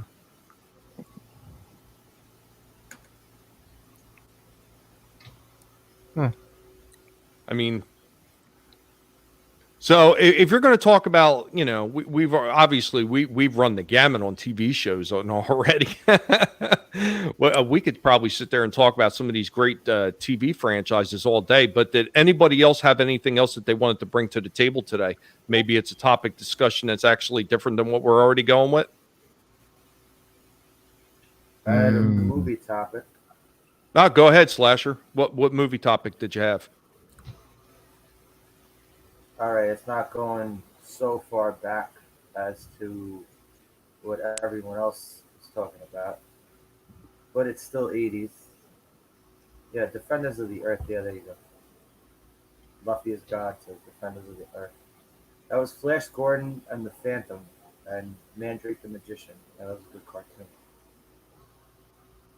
Uh, okay, so uh, Batman, 1989, the Michael Keaton one. Mm-hmm. yeah. So Mm-hmm. I know it has its flaws and everything, but I have it. I kind of have a few specific reasons of why this is one of my favorite movies. So my dad decided one day out of the blue during summer vacation when I was in school, when I was out of school, he's like, "All right, let's go see Batman one day." It's like, okay. So we didn't have a car. I was one of the few families I knew where nobody in my household had a car. So we walked to the movie theater that's about maybe 2 or 3 neighborhoods away from us. Oh wow. And he didn't want to go around the highway. He's like, let's cross the highway. It's like, okay, I really want to see this movie. We crossed the highway. He had arthritis and shit. I was 10 years old. The whole time I go, I don't care if there's cars speeding our way. I just want to see this fucking movie. Mm-hmm. We make it across there. We end up getting to the movie theater. We see the movie. We both love it. He's like, I don't feel like taking the bus back. Let's cross the highway again. Like, okay. Oh, we crossed the highway again. We got to cross safe again. And, we're walking back towards our house. And my dad, all of a sudden, he's like, you know what? We're right near the comic book store. Let's take you to the comic book store and go get you a comic book. Yeah, sure. Thanks, Dad. Mm. So he takes me to the comic book store, and the very first thing I notice when we get to the comic book store after seeing the Batman movie is seeing the comic adaptation of the Batman movie Mm. on the shelf. I'm like, okay, we'll get this one. He's like, sure, we'll get it. So, yeah, ever since then, that movie's kind of always felt it kind of held a special place in my heart. Well, it wasn't just seeing the movie and being able to enjoy it. It was actually a bit of an adventure, making it across the highway safe, Mm. not once by Oh twice, yeah, playing chicken with all the cars exactly. coming your way. Yeah, Yeah. So exactly, it, exactly it, what I was saying. It kind of holds a special place in my heart. You know, it my dad wasn't risked just a my day 10-year out. old ass to It nah, wasn't and just a my day dad out risked of my the 10-year-old movies. ass twice. Yeah, It that was was an an adventure. adventure. It was Yeah. an adventure. Yep. I'd say. Death by Saber. I've got a statement here that you can read from the chat from Toxic Man Flu. I'm gonna put it up on the screen. How about the change in female grooming from the 70s on, from full bush to landing strip to full Brazilian? Uh, you know, I like the bush. I like to run my fingers through the bush, so I miss that. You know, but I could Yeah, but it has to appreciate. be at least maintained. I That's true. like to rub my face across the bush and just feel how the nice how nice and fluffy and yeah, I miss that. I miss the 70s. Um, Ah, That's yeah. great. the Brazilian, the wax, no hair. That's okay. You know, when I'm gonna eat carpet, you know, Unless they've already got stubble, right? or Uh, the stubble. Yeah, yeah. It just be a man. Don't say nothing. Just take it. Just go and hit the little stubbles, poke you in the face, in the cheek.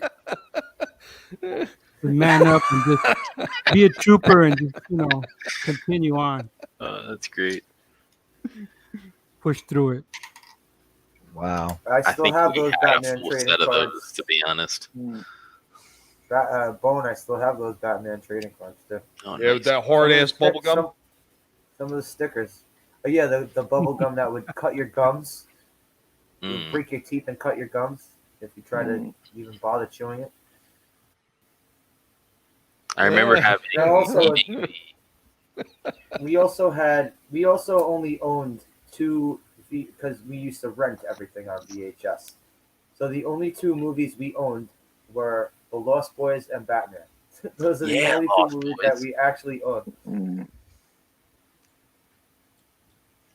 People are strange Yeah. when The you're only a version I like stranger. of that song.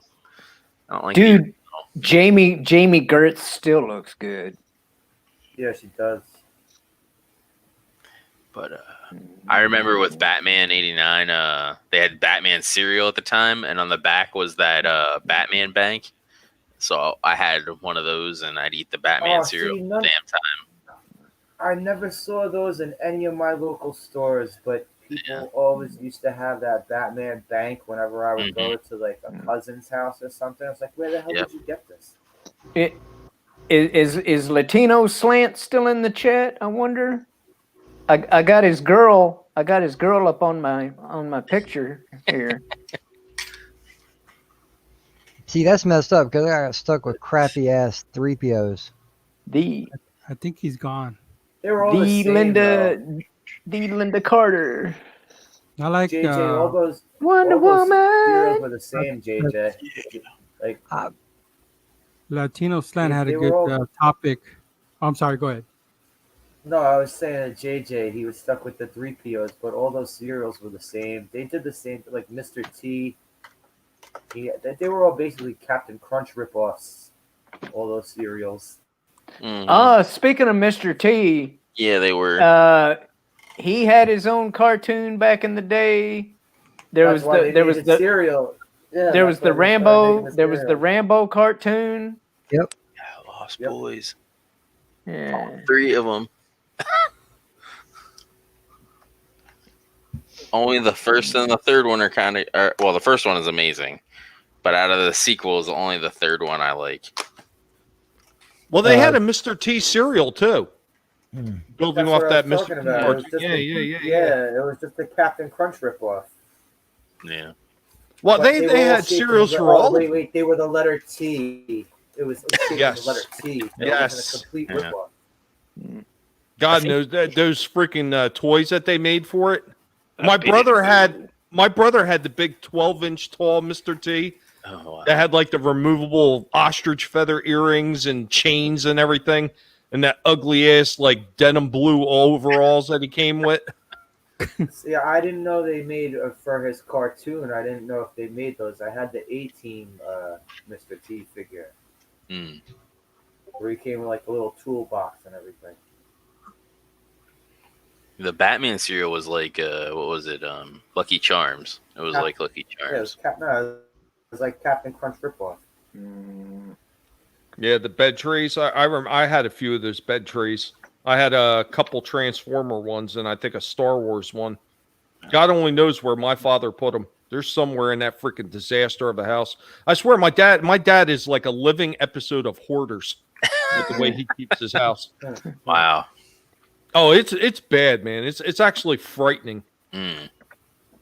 Hey, I took- Angelus, it's me, Ooh. Star. Hey. My real name's Michael too, so How y'all It's- doing? It's worms, Michael. Michael. it's only worms, Michael. That's probably one of the Drink reasons I some of really this, like Mike. that movie too. Because like when I was a Drink some of kid, this, Michael. characters that had the name Michael, I like gravitated Yeah. towards for whatever I reason. mean, I've heard rumors of like a remake or something. But Mhm.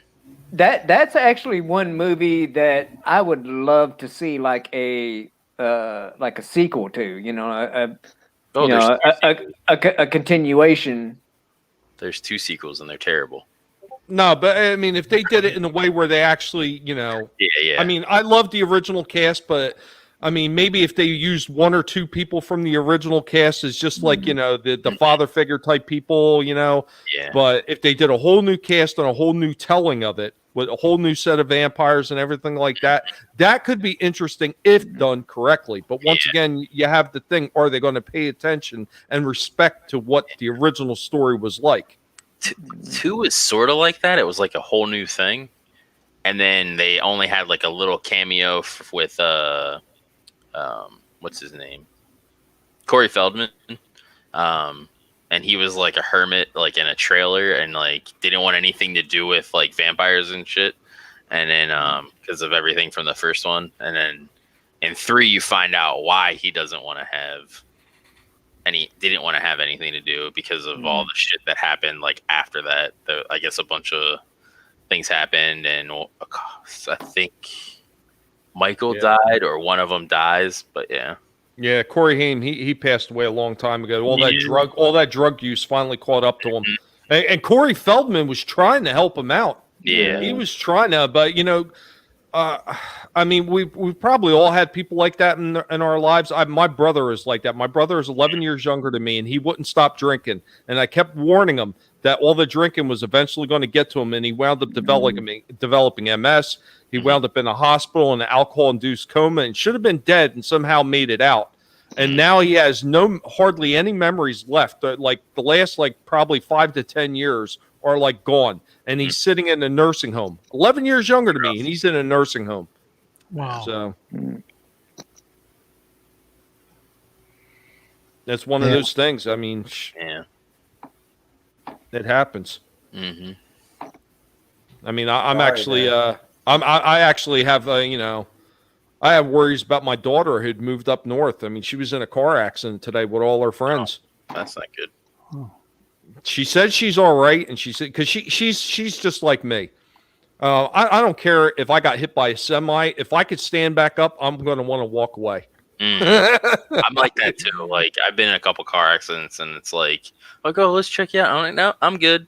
Like, No, just walk it off. I'm just going to walk it off. good. Walk it off. I'll be fine. I have a little headache, but I'm good. Nothing some aspirin can't handle. Nothing to see here, people. Yep. Yeah, but I told her she has asthma and stuff like that, and she said she was having a hard time breathing. But there was like the car they were in was like totaled and smoking. So I told her, I said, you know what? I said, you're still covered on our insurance. Go ahead and get checked out anyway, just in case. Yeah. Justin Proper, what's going on, buddy? What's going on, Justin? Hey, Ohio. Justin Proper. When you gonna move back to LA? I don't think he is. If he's smart, he won't. Smart man. Understand where he's at. I trust Justin has enough common sense to not go back. Yeah. At least I would hope so.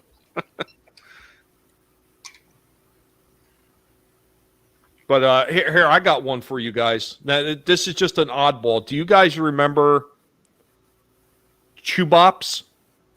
What? What? Chubops.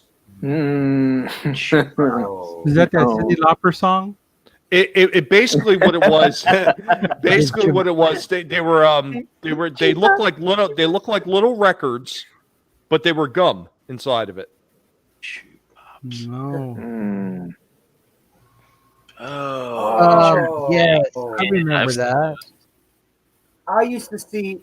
Oh, what we Because used to it get actually around had here actual was like album little. covers. What we used to get around here was like little pizza boxes that had. It was like Yes, the gum. whole- Yeah. It was like a whole pizza. Yeah. Okay. I But never remember saw the candy record, so- cigarettes. I remember yeah. those two. Speaking Yeah, I of which, remember thanks, those too. Showback. I said They had the candy. Candy. bubble guns. Not Bubblegum real ones. cigars, Candy. too. And the bubblegum cigars. Yes. Mhm. Oh, those were hilarious. Yeah. They Hubba Bubba used to make candy cigars at one time. Anyone remember Gator gum? It was Gator Yes. Gatorade Oh gum. yeah, I remember that. It was like really It was it had like that. It had like an acidic taste to it. Yeah, but like you would chew it and you would get like a bit of a Gatorade taste to it. Oh, wow. Fleer made that. Really? Yeah, that's what the packaging on this one shows. You talking about Fleer, like the trading card company? Yeah, Fleer. I'm pretty sure that's how you spell the.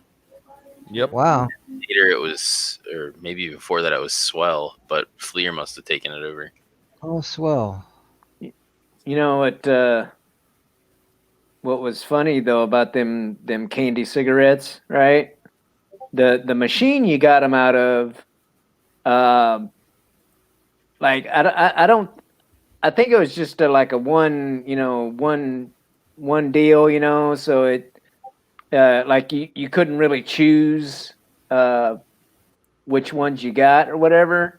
Yeah, so it was random. And so, you'd put your money in, you'd pull the little lever, and out came like a little carton of Pall Malls, and then and another one, the next one would be like Lucky Strike or something, I can't remember. But then, the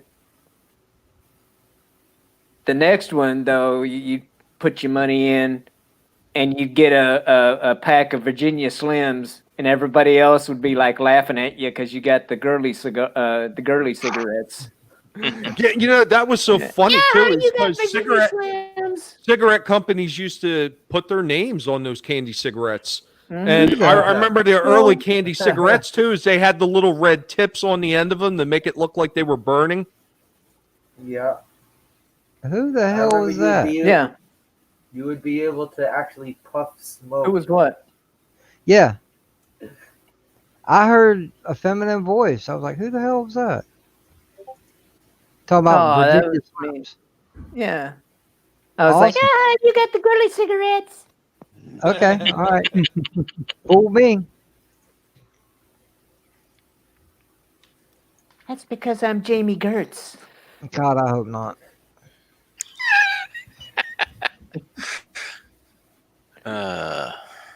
Not now, anyway. I can go back to being Linda Carter. if you want. Well, that's wonderful. Yeah. Oh, don't. Or do that actually, yet. hold on. Hey, Hey, man. hey, I was Hey. born in East LA, man. Man, Man, you're tripping, man. This ain't the place for us. Hey, open up! It's me, Dave. Dave's not here, man. No, it's me, Dave. Open up, man. Hey, man, Dave's not here, man. Oh yeah, No, yeah. I'm Bo. Dave. It's me, Dave. Open up. God, I can't do that voice for very long. That was called Big League Chew. Big League. It's still Mhm. around. Yeah. It's hard to find, but they Big do League. still make it. And the funny thing is, you know why that was created? Because baseball players used to go on the mounds and they had chewing tobacco, and they Right. wanted to Yep. discourage that, so they came up with Big League Chew for them to chew on Yep. when they were out there playing the game. And it was That's basically like shredded yes. bubble gum. Shred- Yeah, shredded The bubble gum. flavor didn't last. No, it didn't. Just like chewing tobacco, the cheap stuff. Licorice pipes. Little balls of candy. Oh, how about the oh god, what were they called? The little soda bottles, the ones I had the liquid in, the wax Yeah, bottles. yeah, wax, yeah. wax soda bottles. Or you had the adult version with the chocolate with liquor in it. Yes, they still make them too. Oh yeah. I love You them. know, I found a weird one. I found they had Guinness drought beer Oh, hold on. in candy chocolates. Ew. It actually wasn't bad. It was actually pretty good. Just something about beer and chocolate. That don't even sound good. You're not adventurous enough. I know, right? Oh, I'm plenty adventurous. Just beer and chocolate? No. I do have a line. I think that just crossed it.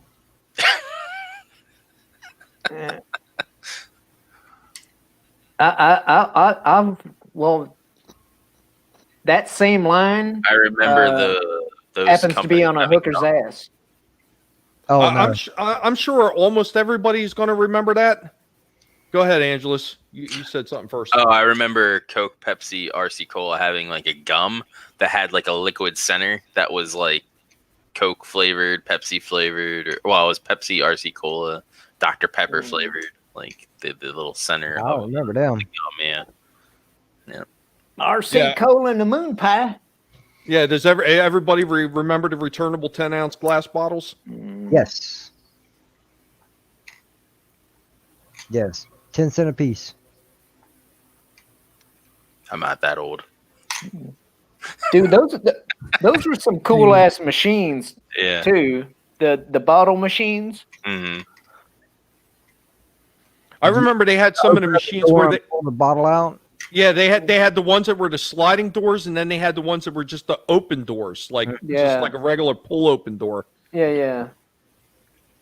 Yeah, that's the one I'm talking about. Is just the regular hinge door.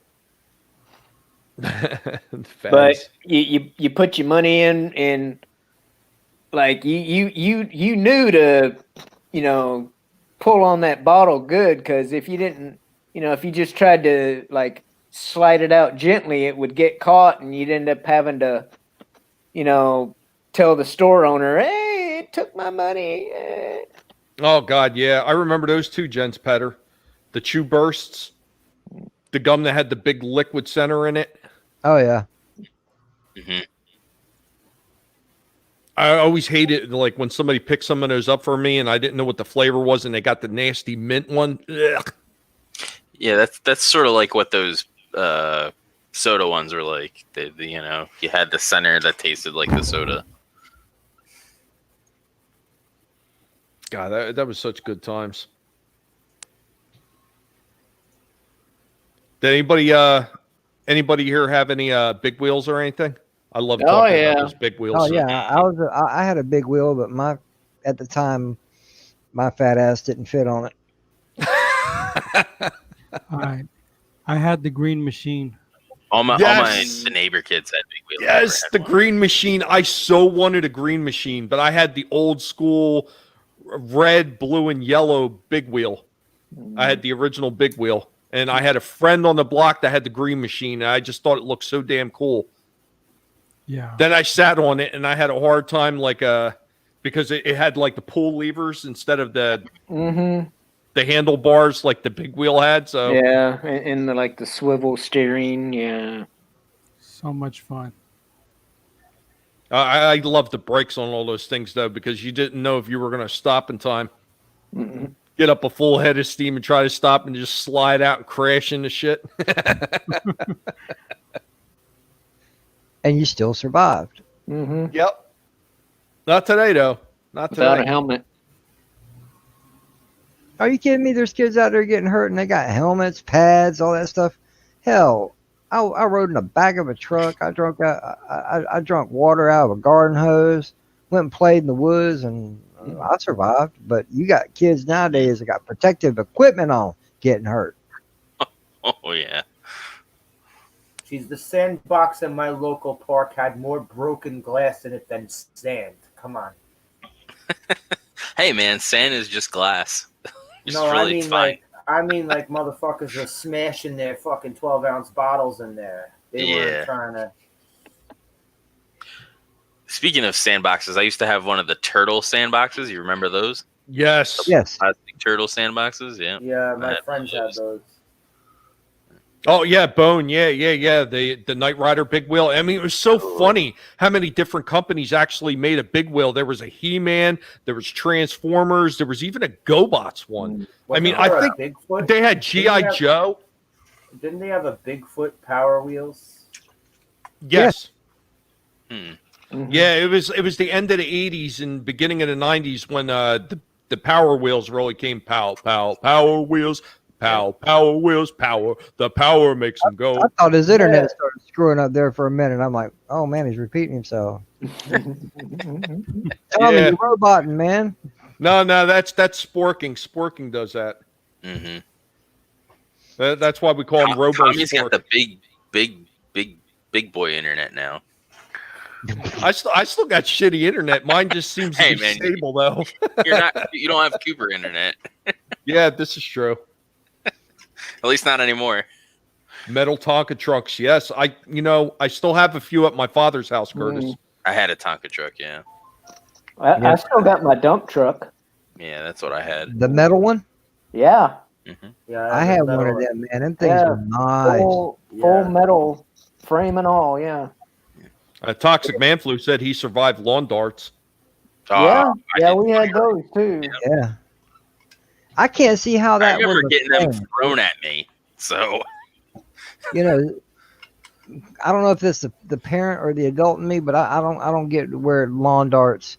I got the gist of the game and all, but who ever thought it would be a great idea to throw a big metal spike in the air and hope it don't land on somebody? have you never met my neighbors growing up? Okay. Yep. Because they used to do that shit. They'd throw it up in the air and then you'd run and try to avoid it. And then Toxic Man Flu. I don't even know what happened there. If you had to survive an ex-wife, but good God, that sounds horrifying.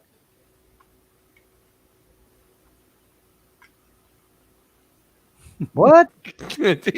he survived. Who got having their sex feelings with hurt? his ex-wife? Huh. The younger generations. The younger yeah. generations, yeah.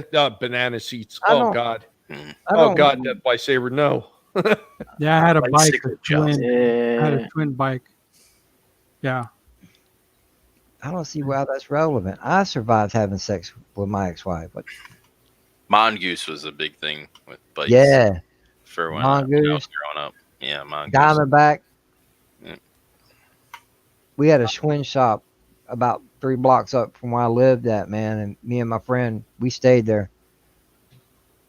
Mongoose, Diamondback. Mm-hmm. Those were the things back then.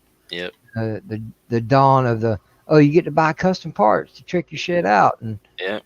and Pigs and well, all that stuff. damn well you couldn't afford none of it. You took a nice hit to the shins with the freestyle with the metal peg. Oh The yeah. little, yeah. That felt good, huh? Mm-hmm. Toxic masculinity. Hey, how's it going? Thanks for stopping by. Memes of destruction, buddy. How are you doing?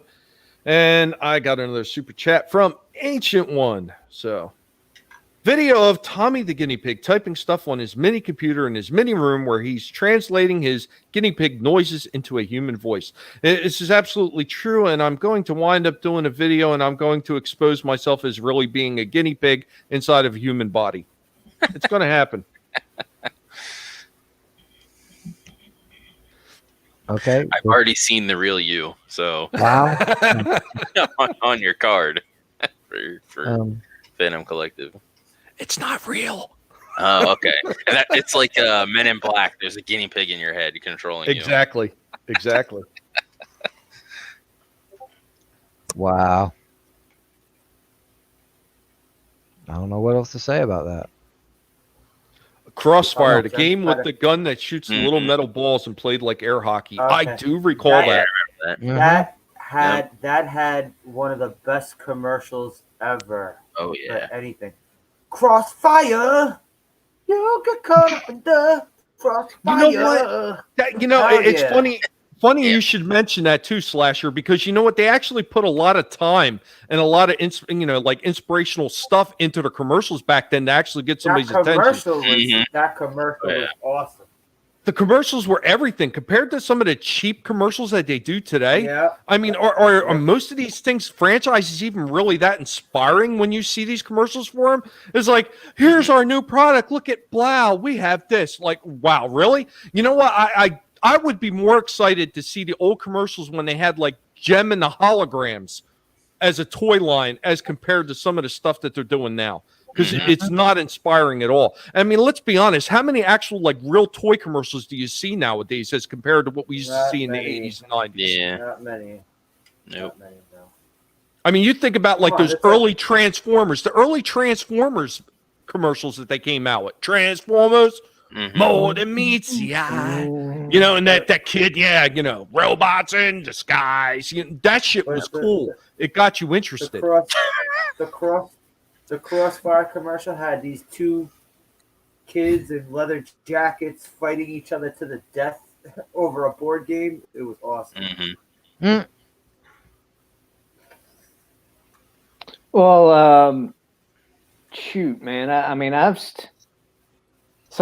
still got my original all metal Tonka dump truck.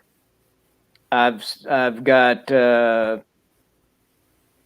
bunch of Ertl stuff, like an Ertl like international dump truck, a John Deere backhoe tractor, some other John Deere tractors and stuff like that. And how about the game that inspired gun violence through the past few decades, and that's laser tag? Yes. The original laser tag. Oh, man. The big clunky guns and that big chest piece that used to strap on. And the helmet they had? Yes. There was the other one. Too. Photon. Around the same time. Yeah. They're both pretty much rich kid toys. Yeah, we just shot each other with BB guns. All right, McEnany. Thank you for coming by. Thank you. Have a good one. Yeah, have a good night. Just threw rocks at each other. Have a good night, McEnany. Yeah. Well, I lived in the middle. I lived in the middle of farm country, so we'd have what we call dirt clod fights. So it was, it was dirt, but they were just like, just hard little chunks, like a rock, and you. Right. Yeah.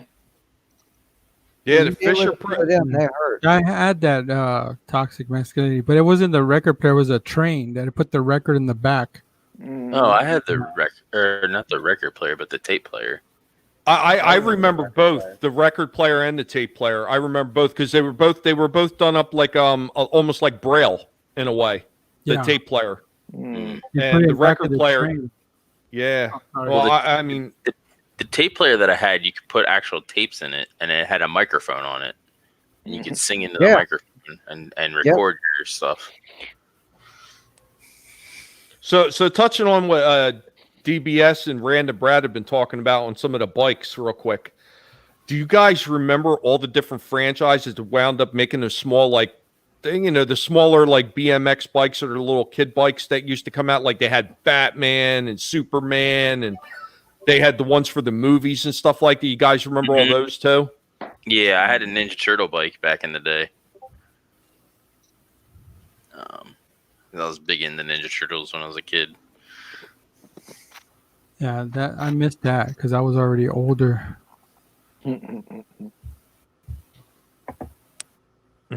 Crab apples. Get those little granny, the little green granny apples, and start tossing them around. Yeah. Did that, and then tennis balls too. Just to whip those at each other.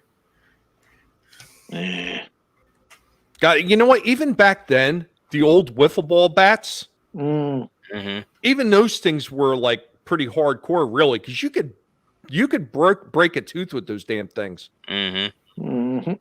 Yeah, they do, Bone. He said he grew up in Florida. He threw oranges at each other. Yeah. I live in Florida. Yeah, oranges hurt.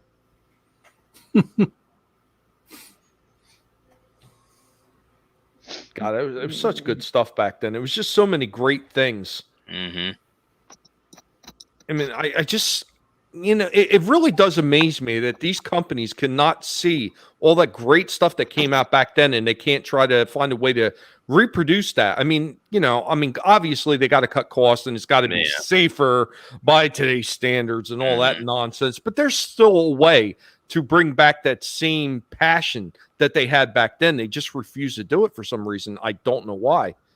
I mean, it's sad. I mean, I think they're robbing kids today of a lot of those really good experiences. Because toys are so cheaply made nowadays. They still have the Hot Wheel cars. Well, yeah. But even those are made cheaper. That was when I was a kid. I was so disappointed. I got the General Lee, but the Hot Wheel version, and it's like, why they used a different Challenger, different Charger model for the General Lee. It's like, no, it's not the General Lee. It's they used a 72 or something Charger, but the Matchbox Charger General Lee was exact. Well, they actually, they used multiple cars on that show. They used the 69 for most of like the street racing and everything like that, and then they used the 70 versions for the stunts. I think it was 68 and 69. No, they used they used 70s on a lot of the stunts because they needed them to be a lot lighter. What's up, Kermit? Okay, love. I want to share my screen and tell you. And we don't Go need ahead. to see that. Anytime you're ready. Sorry. Oh, sorry. Let's see.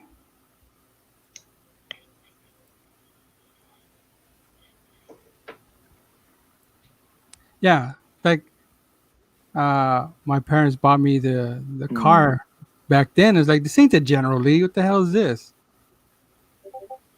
But yeah, see, that says 1970, and that is not the right. What? That is not the right style. What is this crazy ass paint job on the blasphemy. car? Even as a kid, I was like, what the? Well, it's a Dixie Challenger, so it's a knockoff. Well, Yeah. I mean, that's one of the things that they wound up doing when they wound up sending these toys around to different companies. They would actually make changes to the original design.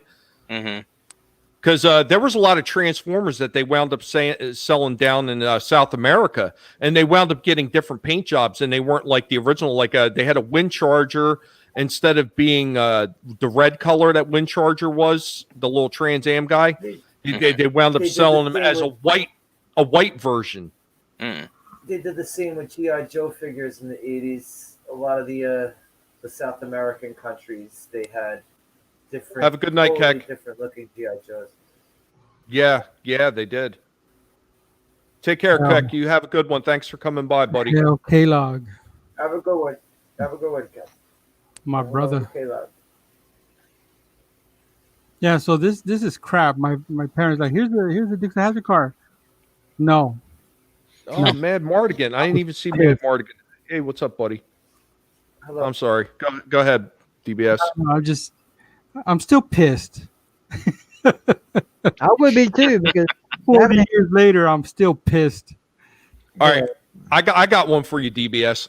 Now, before my dad had ever bought me a Dukes of Hazzard, like the little Matchbox cars, he actually he went out and bought a Matchbox car that was a Thunderbird, and he painted it red orange and then tried to put a flag on top and pass it off as a General Lee to me. You know what? I truly did appreciate the effort, but good God, it was not a General Lee. It wasn't until years later that he wound up getting me the real thing, and then eventually, because I had an old Tyco racetrack, he went out and he bought me the slot car, the General Lee slot car, Mhm. and I actually still have that to this day. So awesome. Nice. I'm gonna share with you the original, the Matchbox one that I had. Oops. That's one thing I always liked with Oh, here when I worked at Kmart. We had the car collectors, the guys that collected all the Hot Wheels and Matchbox come in, yeah. and Let's I see. gained like a rapport with a couple of them. They told me Hey. stories of stuff. There you go, Tommy. 68s and Where'd it go? 69s, Bubba. I hope that's the right one. No, that's not the. I read somewhere else, Shellback, where they were talking about they used 70s too for some of the most of the stunts. Now I don't know if that was later on in the series, but they were saying that they went through so many of those cars that they couldn't get enough of the older models, and they had to start using newer models because there's some of them where you see they have the vents on the side, and you didn't see the side vents until the 70s. Like that right there has got a side vent. Yeah, See that side vent? That's a 70s.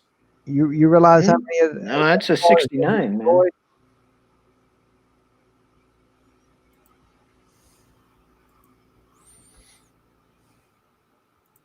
Let's see.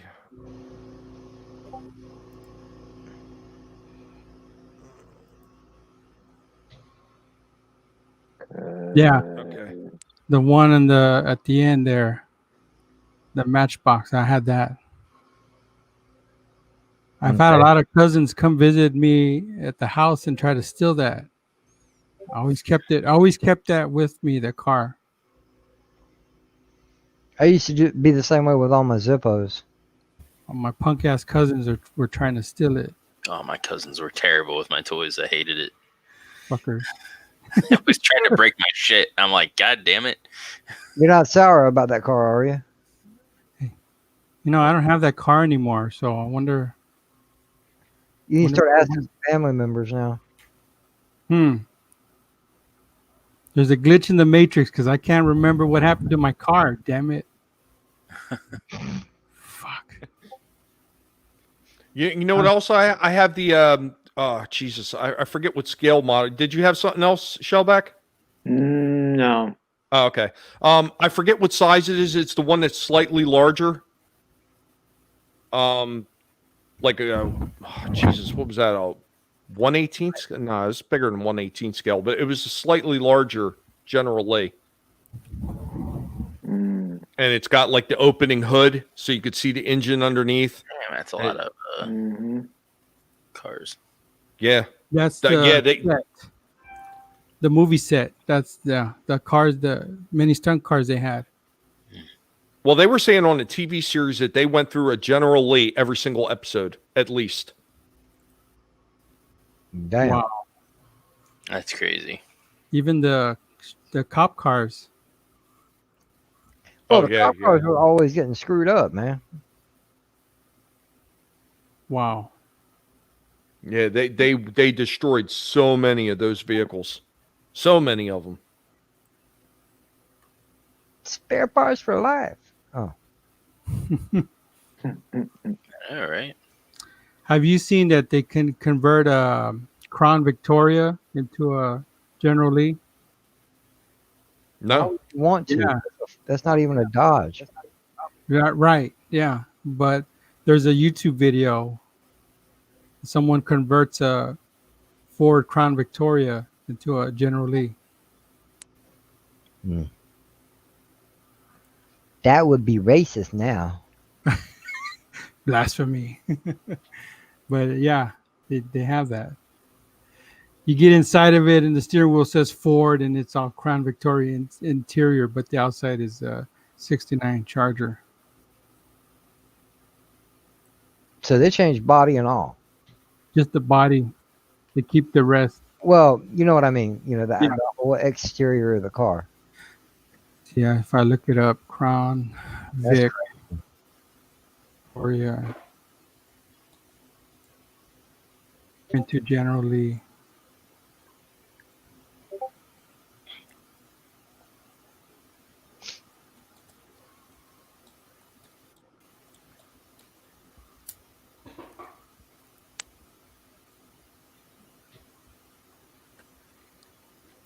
Like I wouldn't play it, but I'll just like skip into scenes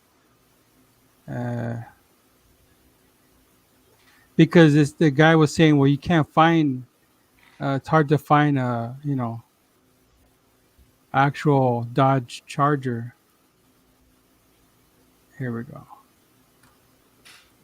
I'm gonna try to share that.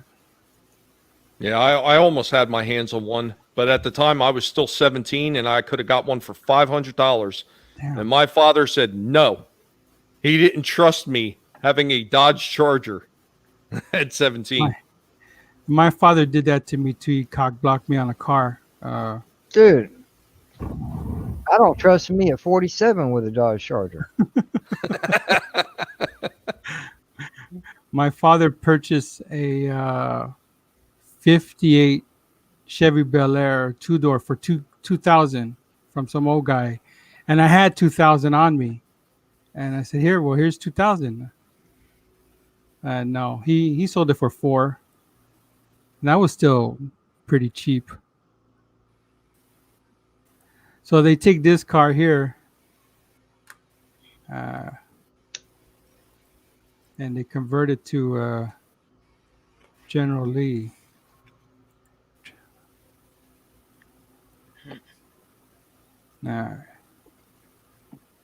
But there's a whole video on it. It's 8 minutes.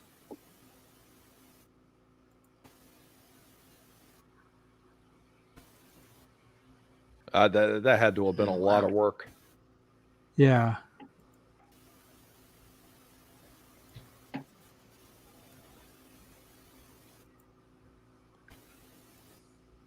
So did they get like a Dodge Charger frame to throw on top, or did they custom make the frame? I think he custom made it.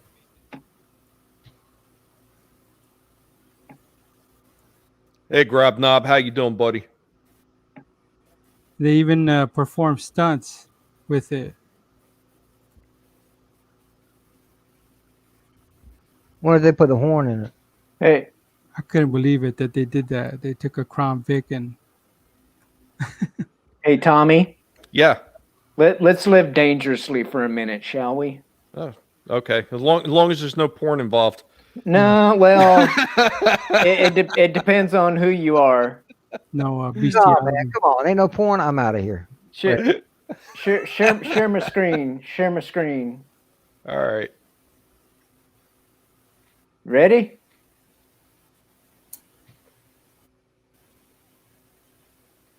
Make it so.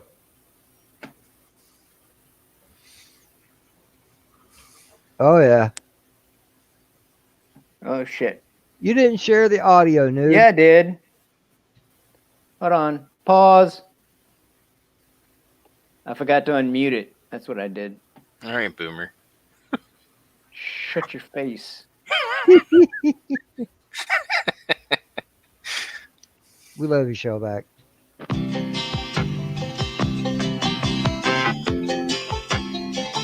Just a good old boy, never meaning no harm. Hey, pause that for a second, Shellback. That's all you never saw. Been in trouble with the law since the day they was born. So one of the things I always like to point out, and I know me and Shellback have actually had this discussion before about this show, is they start out, just good old boys, never meaning no harm.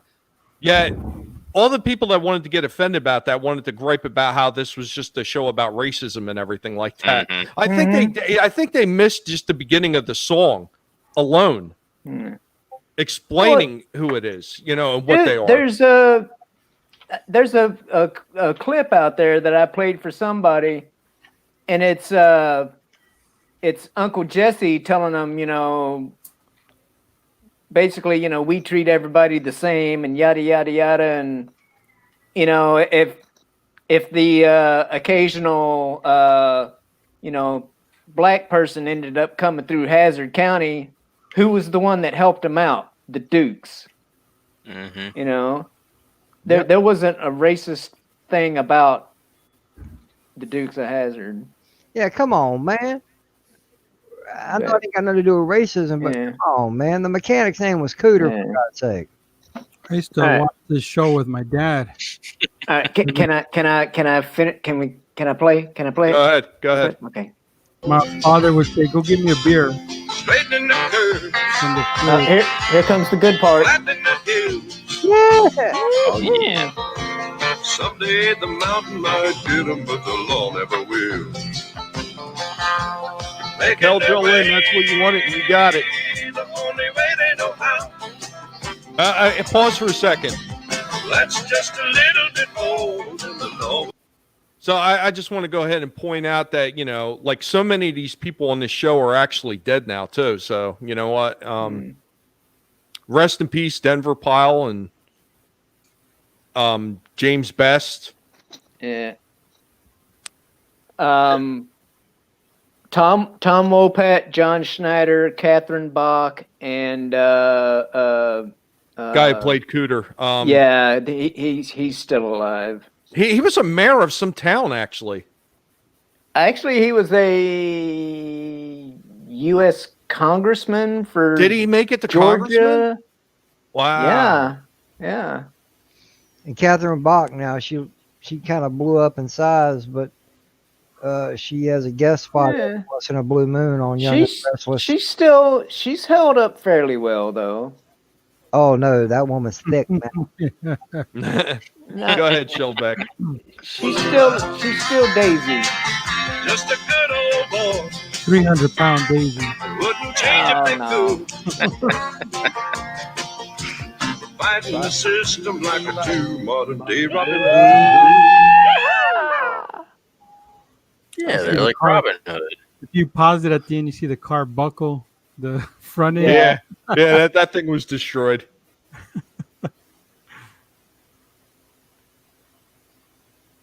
Now I forget, was Sora Brook, did he die too? I think he did. Yeah.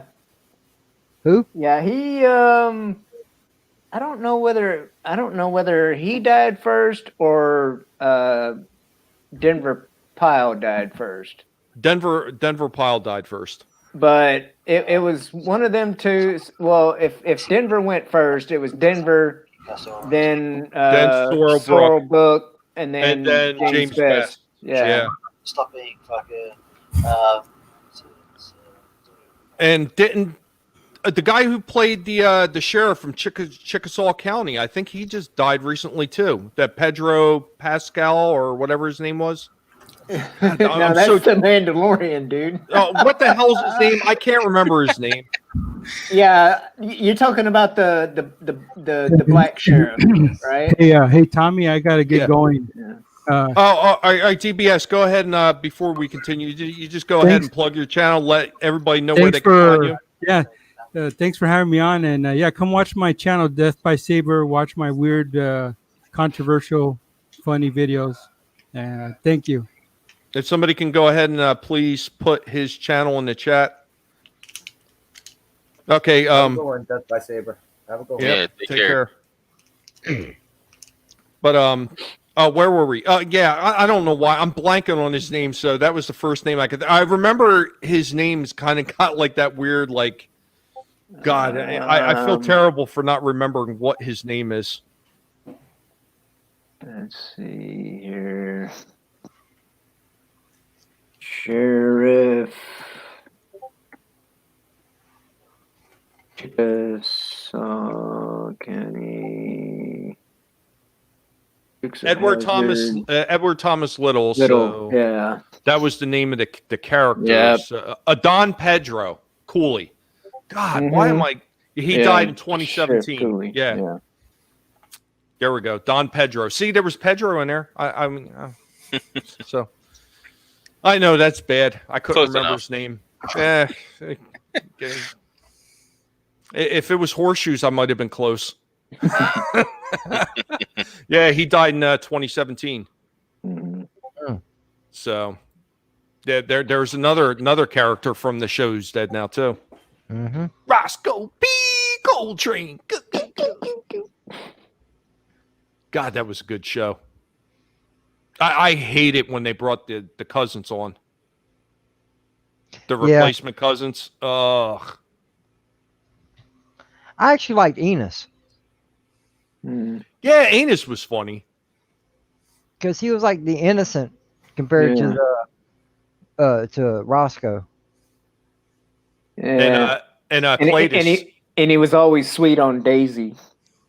Uh-huh. where Cletus was just an idiot. You know. Yeah, he actually he had his own show at one point. It was supposed to be the continuation. Enos did, yeah. He became a detective in Atlanta or something. Yeah.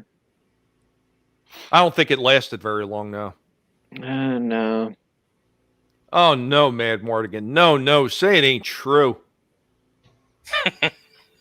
Excommunicated. He's just trying to start shit. Yeah, he is. Mad Mardigan, you know what I think? I think you got the tinfoil wrapped around your head a little bit too tight. It's cutting off the flow of oxygen, my friend. Take off the tinfoil. It's going to be okay. This is not too far. You know.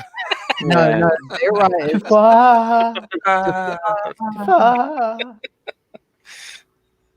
No, I love Mad Mardigan. He's hilarious. Guy cracks me up. Come on, bro. Don't troll here. I can put up with his kind of trolling though. He's funny.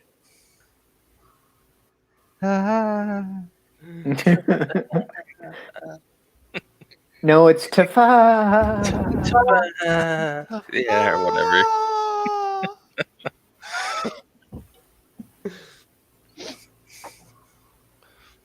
Oh man, it was such good times watching that show. I actually got I think I have one full season. That's all I have left out of the discs. I used to have the original pilot episode. For some reason, the disc is missing out of the damn box though. And I don't know where it is. Somebody took that thing. Somebody was watching it, and yeah, they didn't put it back. Now it's missing. Geek Blend, what's going on? Hope all is well. Thanks for coming by, friend. Man, yeah, Geek Blend. One of these days, I'm gonna make you come up here too. I'm gonna make you talk about stuff you know nothing about. We're gonna go all 70s that week.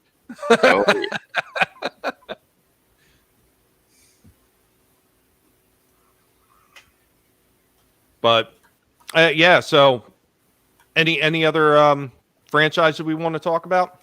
Real quick, I just want to touch bases on this because if you guys don't know, seasons 1 and 2 of Cobra Kai are now on Netflix. I actually started watching that. Yeah. And I watched season 3. Oh my god! I've been waiting so long for season 3. Becky, how you doing? Becky Broward, what's up, sweetie? No, but I watched one of the episodes today. It was either episode 5 or episode 6. I can't remember exactly. Where it's showing a clip from the past, from the Karate Kid, and it just made me remember, some of the actual good lessons that Mr. Miyagi tried to teach everyone, not just Daniel, because if you watch the movie and you pay attention, it's a really great movie. You know, finding balance in life with all things, not just, you know, as Miyagi put it, not just with karate. It's a lesson for your whole life. Hmm. Um, Well, eh, go ahead, Slasher. well, all right. One thing I have to say about Cobra Kai, because just like Tommy, I'm not big on remakes, reboots, all that shit. Just like Tommy. But if anyone needs to take notes on how to do reboots and remakes, Thank you. th- those people knew exactly how to do it because they did it great. They did it great. They made it interesting. They brought back a lot of old stuff that keeps your interest. If you ever had any interest in any of the Karate Kid movies, Hmm. they did it perfect. They did it perfect, and Hollywood should take notes from these people on how to do reboots slash remakes. Well, you know what? Absolutely, amen to that, Slasher. And you know, I've pointed out many times too is when I talk about the Transformers Siege War for Cybertron series that's on Netflix too. They also went to the well and they paid attention and respect to the lore of that original franchise through And that's what Marvel, you through need to do. Sunbow, through ID. Yes, absolutely, that's what we want. That's what everybody wants. Hmm. It's not just the older generation that wants to see that. There's No, because lots of the younger generation that yeah, want to see it too. They want to see that yep, connective tissue yep, to Hmm. what came before. yep. Yep. You don't need to modernize it just to bring in new fans. Now, Yep. yeah, like you're saying with Cobra Kai, when I seen it, I watched both of them, JJ. I binge watched the whole damn thing in less than Perfect, 2 days. perfect. And you Hmm. know what? Well, I it's couldn't not that stop. hard. It was so good, I couldn't stop. I had to Yeah, keep watching it. it's not hard to do when the episodes are less than 30 minutes long. Yeah. You know, but still, you know, Ralph and William both were behind this from the get go. Hey, Culture Oh, Casino. he is so Big good. culture. Johnny is so good. He is so good on Yeah. that show. Oh I'm my only god. like 3 or 4 episodes in, and He You haven't is seen it at all? so good. He no, is this is my so good first on time that watching show. it, but Oh man, I'm you're in really for a liking treat. it. Yeah, you're in for a treat. I like how they kind of went the angle of not Johnny, but the actual Karate Kid is like the bad Daniel.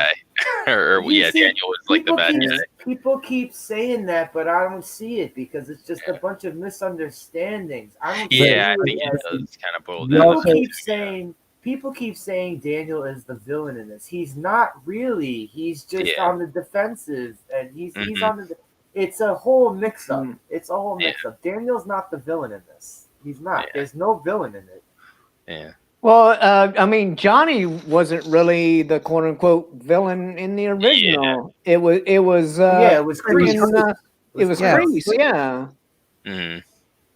but yeah, because and also you see, you know, 35 years later, however long it is, Yeah, since the actual story took place, Mm. they've changed places. You know, yeah, Daniel's now rich and powerful, and Johnny's a Yep. bum. Yeah. Mm. Well, Dude, they both kind of come off as two sides of the same coin. Yeah. You know, exactly, exactly. yeah. That's what I was saying. There was no really true villain because it's there was a huge. It's like a big misunderstanding. Hmm. Becky, nobody's going to hate you because you didn't get into Karate Kid. I guess more Danny is more like comes off as a douche, like, or a tool, but yeah, but he means well. Yeah. But he's Just- you're right. You're right. It- He's a bit of a douche and a bit of a tool, but he's not a villain. He's not. No. No. It's just I've always said this about people. Money makes people funny. Hmm. Yeah. You know, Daniel's got all the money now, and Yes. he's thinking he can do what he wants and Yeah. get away with it. You know, just like back in the day, Johnny was the same way. Yes. Mm. You know, so well, that's what I like about Cobra Kai because it sheds some light on try not you to know, spoil it.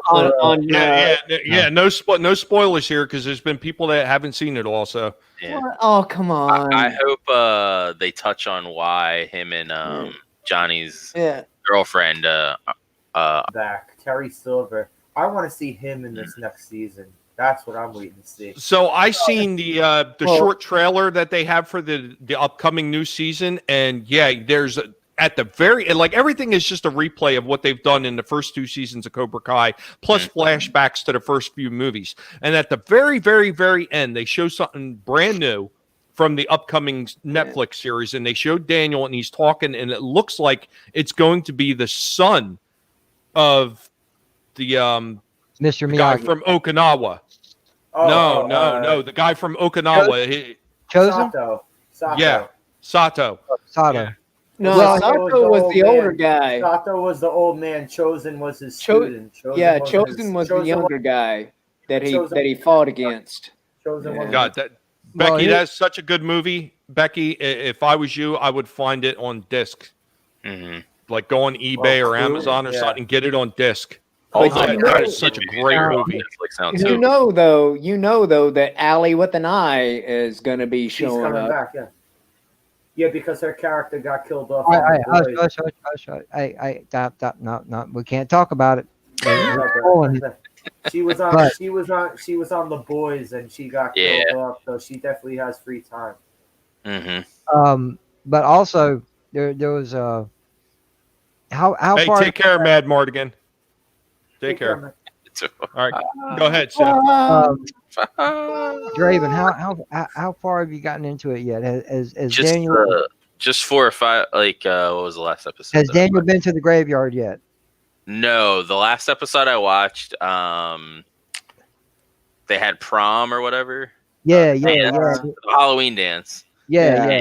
And the kid got his ass kicked in the locker room, and he like Okay, carried I him think- out, and now the mom is like, you can't see him anymore. You Yeah, know? okay. I think the episode I'm talking about is the next one. Okay. If you pause it real quick, all right. If anybody knows who Star Wars Theory is, he's got a Cobra Kai. It's called Cobra Kai Theory, and he's trying to break down who's Daniel talking to at the end of the season 3 trailer, and everybody's assuming right now it's Chosen or Chozon, however you want to pronounce it. Mm-hmm. But also there's another rumor, depending on who this guy is, because there's a brief. If you pause it right towards the end of this trailer, you see he's in a dojo, either training or fighting someone in a black gi, and this is someone of Okinawan descent. So it could be either A, Chosen, or B, Miyagi's son. Now, I say Miyagi's son because at this particular point in the show that I'm talking about, when Daniel goes to the graveyard, like I said, you'll see this next. If you pause it right and you look at the headstone for Mr. Miyagi, it says father. Okay. So there was never mention of any children, but it says father. Well, yeah, it's because he was a father to Daniel. I don't know. Hey, Because Chaos Boy. well, because when in the movies, it was his wife died, while she was still pregnant or something like that, because they were supposed to have the first Miyagi was going to be born in America and all this stuff, and they didn't survive, and he never remarried or anything like that. So when he met Daniel, he had no kids. That we know of. Miyagi's past is still shrouded in a Yeah. big mystery. I mean, Except for the tales he told when they went back to Okinawa. in part two. yeah, but they're not gonna have a son. I mean, I've heard the stuff about Chosen, but I haven't seen if there's a season 3 trailer, I haven't seen it yet. But Oh, it's on YouTube. Look it up. Yeah. It's out there, and like I said, they only show it's at the very, very end of the trailer, and it's just a small little clip, and that's all that they give you as a hint of what's going to happen in the next one. It's very. It's kind of what they did think with that eventually they might bring Hillary Swank into the fold.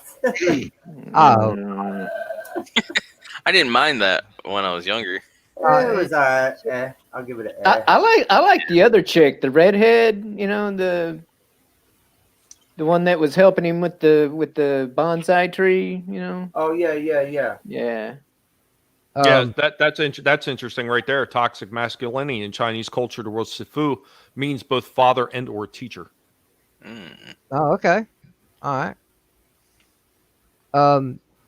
But Well, we're talking. Well, I mean, Japanese has some similarities, but I don't know about.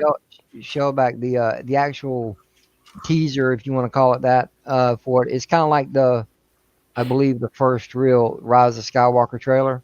It's like member berries up until the end. Mm. So yeah, it's a good one, but they show very little at the end. I just want to see the scumbag from Part 3 come back. Mike Barnes. No, well, he would be good too, but I want to see Terry Silver, the ponytail guy. Well, that's rumored that he's going to be Well, in. he's the one that brought Mike Barnes in. Yep, For Karate's Karate Kid bad 3. boy. Karate's bad boy, Mike Barnes. Yep. There's rumor that Terry Silver is going to be in it. Mike Barnes is going to be in it. There's several others that are rumored to be in it. I'm trying not to say too much because Draven ain't seen it yet. But yeah. No, that's the reason why not Cobra Kai, but it just was fresh in my brain because I was watching it today. It's just the Karate Kid, the original Karate Kid, was such a damn good movie. Yep. Yeah. It was a teenage Rocky movie. Mm-hmm. Yeah. But a lot of good lessons were in there. If you went back and watched it now, if you haven't seen it recently, go back and pay attention as an adult. You'll start to understand a lot of all of them. Like a couple years ago, I want to say I watched all of them through, and I need to go back and refresh my mind since I'm watching Cobra Kai. Yeah. Well, if you remember in the slightest, you're caught up because it don't really go too deep into the past, except for Daniel and Johnny's relationship. Yeah. That's a given. We already know what the relationship was like. Chaos Hoy, it's always good to see you, buddy. Yeah, have a good night, Chaos. He just showed up. Oh, well, you you're saying good night, man. I'm like, no, it's always good to see him. I'm glad he stopped by. One of the things I wanted to add on to that is it's not only that the fact that they paid attention to like the stuff from the past in the old movies, but it's one of the things that was really great about those old movies is yes, you do see character growth and personal growth through Daniel, but he is never overpowered. Even at the end when he wins that tournament, he barely wins it. It doesn't show a guy going from nothing to what did they call him now? Gary Stu. He never goes to a Gary Stu because he still barely wins. And even in the second movie, he is getting his ass kicked. Well, that second one, he kind of won like a pussy because he had an automatic bye to the finals. He had an automatic bye to the finals in the second one. You talking about the third one? The second one, he was in Okinawa. I mean, the third one. Yeah, sorry, the third one. Okay. Sorry. Yeah, Becky, we actually, we were talking about that just slightly earlier. So, yeah, another one. 2020 is taking them again. Yeah, we just need to fast forward to 21 and just get this shit over with. Nah, I don't want to see a new Miyagi. What do you guys think about this? What do you guys think about this? Little. What do you think about that on the right hand side? What do you think about that theory? Oh, you mean no. Her last name is Nichols. Tori Nichols. But what if she changed it? To what? No, like what if she told him it was Nichols? No, no. Well, I mean, like what kind of a plot twist do you think that would be if she was actually well, Allie's daughter? See, I just seen a video today on that, and it kind of just negates it because I'm really not trying to say too much because of Draven not seeing it, but there's coming up it's either on this season or next season to where uh, Daniel and Johnny are sitting there talking, and Allie comes up, and Daniel tells him that, well, she married this guy and whatever, and this Schwarber guy, Mhm. and if they were to have kids, it would be Toy Schwarber. Um, Hmm. I Oh in yeah, I one mean particular, they already had. All right, Draven. Mhm. Have you seen the scene where they're where Danny and Johnny are in the bar talking about Allie? no, Mm, he ain't got there yet. I don't think so. No, No. No. no, Okay. he ain't got there yet. see. But I anyway, thought it there's was a gonna be scene Tori was Terry Silver's daughter. That's what I thought it was gonna be. that could be a distinct possibility. Also, never thought of that one, but um, when they're in the class in the dojo in Cobra Kai, the teacher, I'm not saying who it is, the teacher starts naming off people because of what these students had done, and everybody they call out, the camera focuses on them, but you hear him say Nichols. It don't focus on nobody. Come to find out, somebody tweeted out and asked the question, is Tori's last name Nichols? And the creator said yes. Hmm. That's all I'm going to go with that. Well, I And mean, Peyton, I'm just saying, you see stuff like this on the freaking internet all the time. So it's just well, that's the first thing I thought who she was. But after seeing what I saw today, I'm like, okay, we just have to wait and find out and see there. who she is. There's your boy. There's your Hell boy in the yeah. bathtub right there. And right was over his shoulder three, is Mike Barnes. There's Mike Mhm. Barnes over his shoulder. Yep.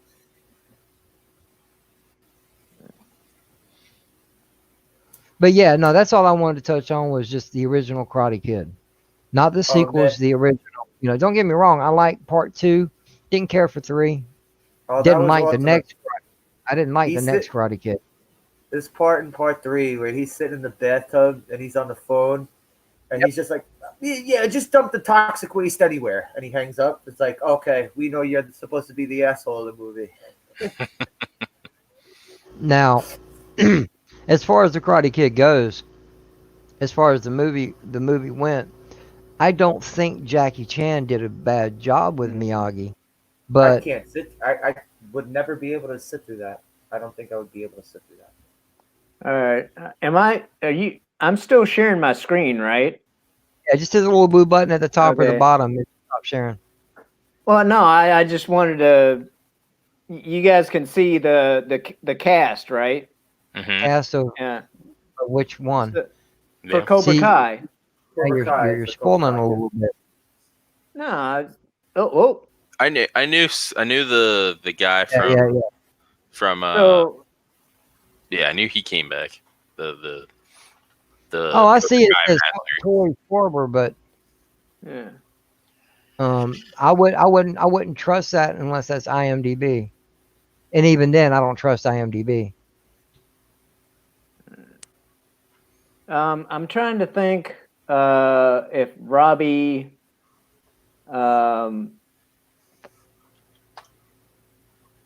if Draven has gotten to the point where he He knows Well, who I'm- Robbie is. The last thing I seen with him is he stole a laptop from some guy and they Well, and you he- know that's Johnny's son. yeah, and he Okay. sees the flyer or whatever as he's Yeah. skating away. All right, don't shoot too much more of the cast because you're going to start giving things away that they haven't seen yet. But overall, awesome friggin' show, man. Awesome show. Oh yeah, I This love is it. how this is how you do a reboot. This is how you do a remake, whatever you want to call it. That's how you do it. They do it better than most movies. Yeah, yeah. Anybody that wants to go and do a remake or a reboot, they need to pay very, very close attention to this show because it's Yeah. done properly. Yep. Mm-hmm. Perfect.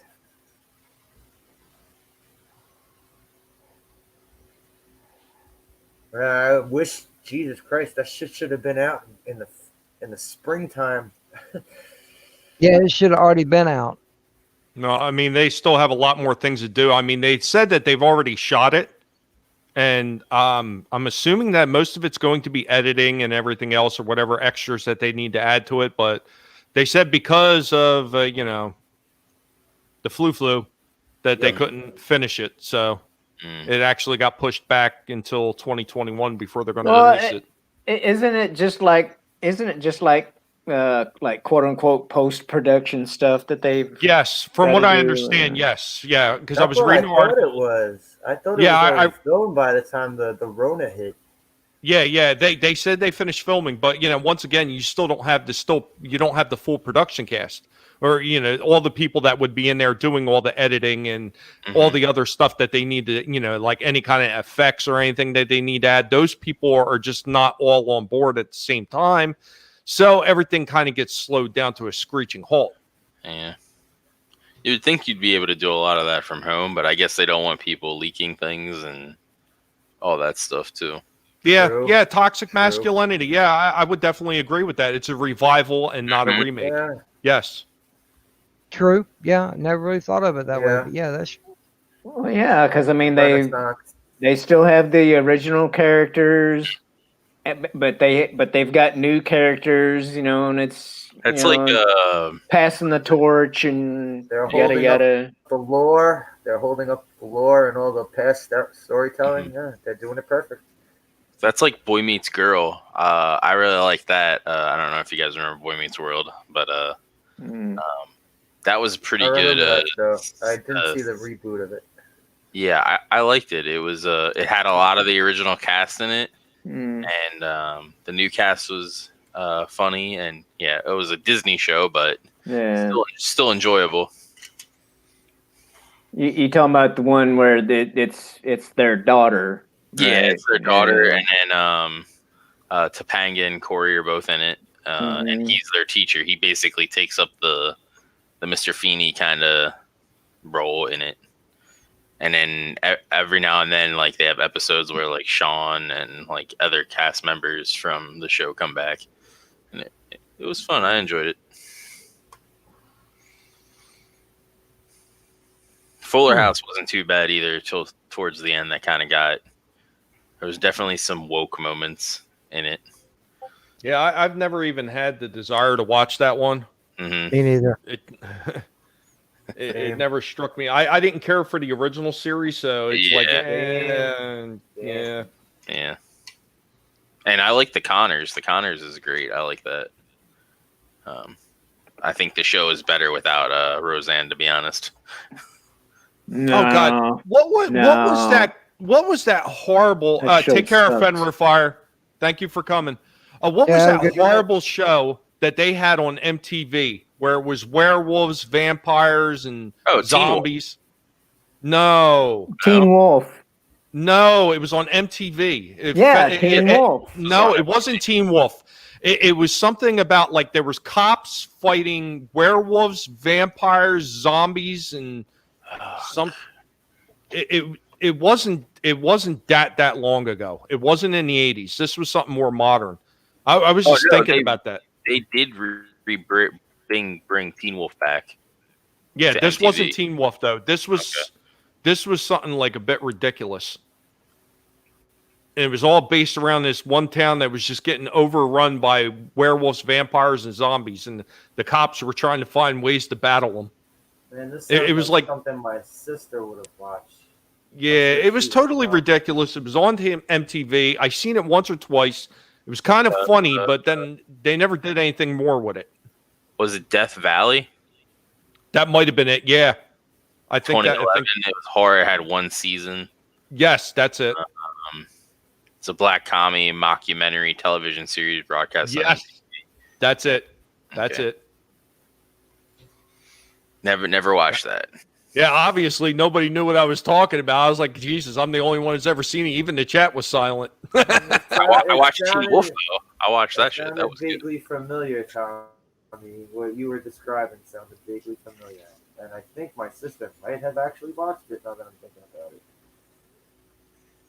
Yeah, it was just weird. It was just weird, and I don't know why I thought of it, but it just hit my head. So Did it hurt?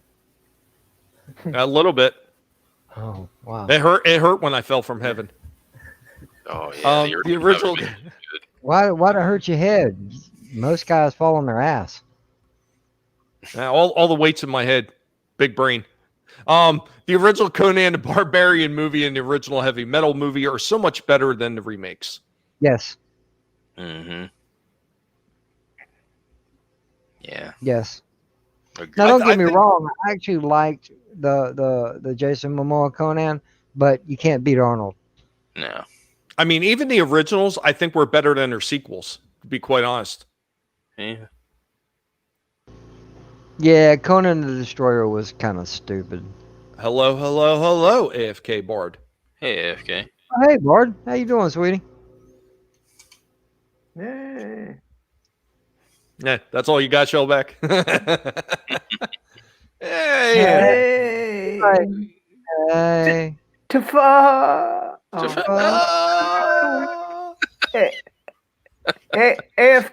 AFK. Oh,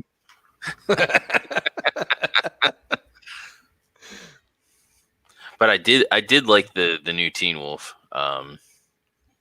It was interesting to say the least. It ended shittily, but overall I really liked it. Yeah, when it came to Teen Wolf, I really did like the original movie. Mm-hmm. The sequel, The original is good. yeah, the sequel didn't do nothing for me. Yeah. The TV show was okay, but I don't know. It's another one of those things. Something is a little bit lost in the translation when you're replacing all the characters. Mm-hmm. I mean, the first season was kind of like sort of true to like the movie as far as like, kid, not fitting in and then gets bit by a werewolf and all that. Like that whole concept is there. But then it veers off kind of a lot. And then I guess in 2 they kind of hinted at, or in the original, the sequel, they like hinted at like there being like, I guess you could say hunters or people that knew that they were werewolves or whatever. So they kind of went into that a little more in the show. Yes, that's what I mean. Mm. Yeah, I liked it. It was good. I enjoyed it. And the guy from Maze Runner is from those movies. yeah. I never really got into Teen Wolf at all. Yeah. I know that was in the first one. I know that was one of Michael J. Fox's greats, but Yeah. I actually like Doc Hollywood better. I don't know if I've seen that. Yeah, it was another one of them '80s classics. If I have, I might have seen bits and pieces of it.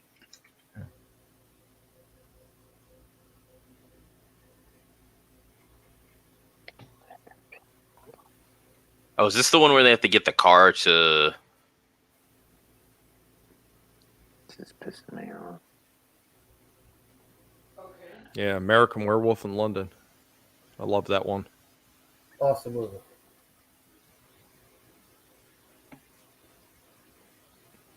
One of the most effed up endings in movies you'll ever see.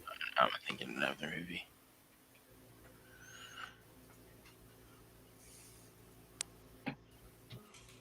Yeah, so I got I got some freaking news. Uh-oh. So my daughter wound up with whiplash and a concussion. Oh wow. Holy That's not shit. good. Well, at least she went and got checked out though. Yeah, Yeah. yeah. She wasn't going to, and I told her you should go get checked out. So, yep. They didn't put her in a brace, did they? I don't know. I don't know. My wife just came home and she let me know that she has a concussion and whiplash. So, yeah, this is what happens when kids want to be kids and they don't want to pay attention to stuff. Well, hopefully she learned a very good lesson. Yeah, never ride with stupid friends.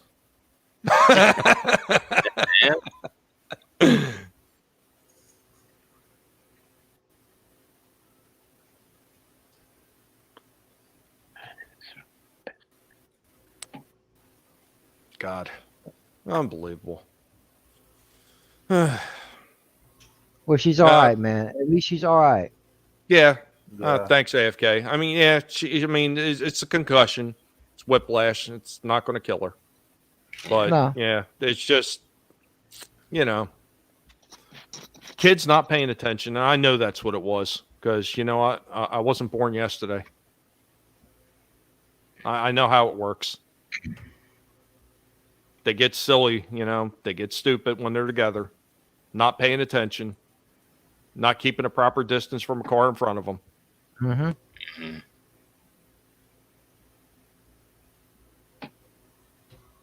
But I don't want to talk about that anymore. It's all right, man. It's all right. Here, I got one. I want to talk about this one since I got Draven on here. Nightbreed. Nightbreed. Did you Is it a TV not show? see that one? It's a movie I don't think by Clive Barker. It's got very dark undertones, like creatures and all that kind of all the good stuff that goes bump in the dark. Never seen that one, huh? I think so. No. I know. I would guarantee Slasher's probably seen it. No, I never did. Whoa, Nah. Shellback. Well, the title sounds familiar. I just can't swear to it whether or not I've seen it. Probably though. Yeah, I've seen this. This 80s? Yes. Tommy? Yeah. Pretty sure it was 80. 80 80 something. Hold on. Hold on. Scroll up. There we go. 90. No, it was 1990. Yeah. It still fits in the timeline. Yeah. Woohoo! Close enough. Yeah, it was different. It was unlike any other movie that was out there at the time as far as like creatures and stuff like that. This was actually a very unique movie. Was Yeah, I this haven't seen in it. the was this in the movies or was this like a straight to VHS? Now that I don't recall That's offhand. good.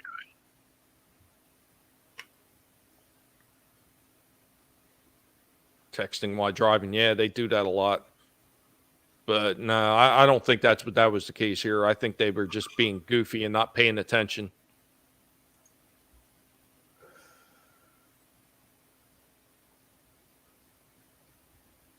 Yeah. JJ, you never seen that one either? It wasn't. It was. No, on Netflix. no, I'm not a big horror fan of any sorts. Now, I have seen my own fair share of horror movies, but I'm not a real big fan of it. I've heard of the movie, but never seen it. Yeah, this was actually in the movies. Nice. Commercial and critical failure. Yes, it did not make a lot of money. It was still a very interesting movie to watch because it was just so different. I haven't seen that, but I've seen the Monster Squad. Well, what the funny thing with Nightbreed is if you watch that one, you could see a lot of stuff that he wound up doing in Hellraiser later on. Like Okay. there was Yeah. a lot of the same effects and like the monster designs. It was very similar. It had the same dark undertones in a way. While still being a bit of more of a lighthearted film than say Hellraiser was. Mm-hmm. Like this was like it was horror, but it wasn't like slash 'em up horror like Yeah. like any of the other ones. So No, I'll have to Nice. check this one out. It yeah, does look familiar, though. I haven't seen it, but it does look familiar. Jesse Miller. Hey, Some of these screenshots.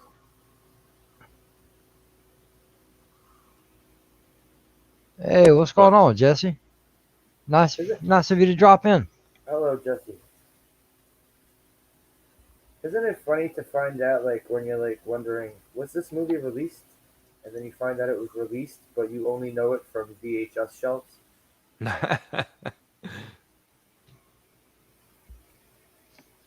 yeah.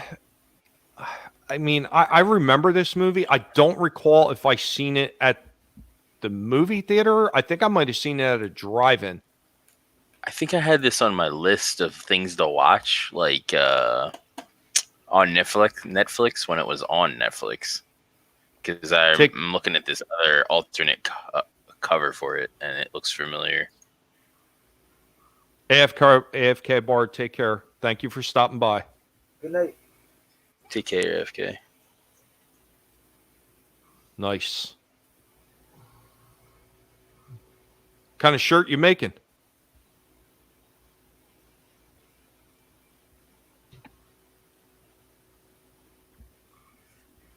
Probably the kind you wear. No, really? You know, No, I'm screwing with you, Tommy. You know, I know you are. I know you are. I'm being a wise ass. It's one of them shirts you want to, kind of like a sports ball jersey. Just put it in a frame and hang it up on your wall.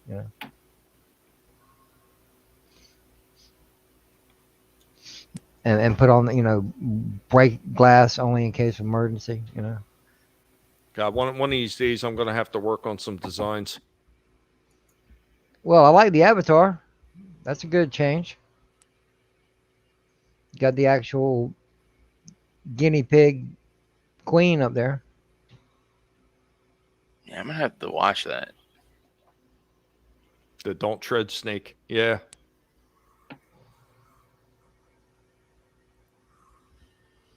Yeah, it's definitely different. It's different. I figured since, you like a lot of those darker things that you might find that one interesting. And since it's borderline to almost having like a B movie quality, I'm really surprised that Slasher didn't see it. Because me and Slasher have talked a lot about some of those B-rated movies. Yeah. You ever see Frankenhooker? I seen parts of it. I never finished watching it, but I did see parts of it. Yeah. I'd much rather watch Species. It's the same guy who did the Basket Case movies, who did Frankenhooker. But literally, it's a guy whose wife dies in a freak lawnmower accident, and he decides to rebuild her with hooker parts. And then when he rebuilds her, she like goes and starts killing pimps. But yeah. Okay, wait. I just walked in, and I keep hearing about this fucking movie. Are you talking about Frankenhooker? Yes. Yes, I am. How many people are gonna try to make me watch this movie by bringing it up? Holy shit! Who else has brought it So up? bad, it's good. I don't think I've ever heard of it. That's right, because that's how you screw them over, Toxic. That's how you screw them over. All aboard? Wow. Oh wait, Jesse Miller. Are you talking about? Bordello of Blood? Yeah, Bordello of Blood. That was the one Tales after from the Demon Crypt Night. movie? Yeah. Tales from the Crypt movie. Yeah. Trick or treat. Yeah. Oh, Tales from the Crypt. Trick or Treat with the cursed record that brought the demon rock star back to life. Yeah. Skippy There from was a Family lot- Ties. A lot of those weird movies back then. That was the only starring role that Skippy from Family Ties ever had.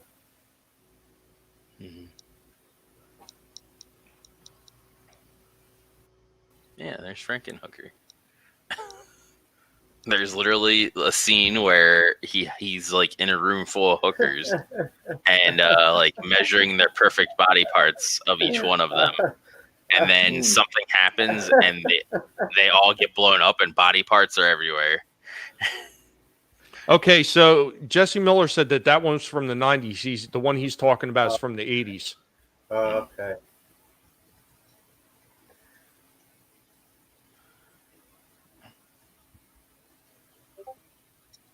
Frankenhooker. Nice. Is it free on YouTube? Oh, that's great. I can, dude. You could like perfectly like sing that along to the Wonder Woman theme. You know, That's what it Frankenhooker. That's exactly what it sounded like. Frankenhooker. Freaking horrible. Oh, That's so Frankenhooker is free on YouTube. Awesome. Yeah. On it. He's all over it. On Yeah. it. He's Like- all over it like Biden on the weekend. Yeah. Like there's like a scene where he has like just a plate full of just breasts, like, and just trying to find the right breast to put on her. Oh. I mean, you got to have the right breasts. Yeah, and he has like this like goo or stuff that he can like that he uses to like reanimate things. What's going on, Tom? I wonder Hey, I wonder what Midnight's that goo is. Edge after dark. Tom, how's it going? Frankenhooker.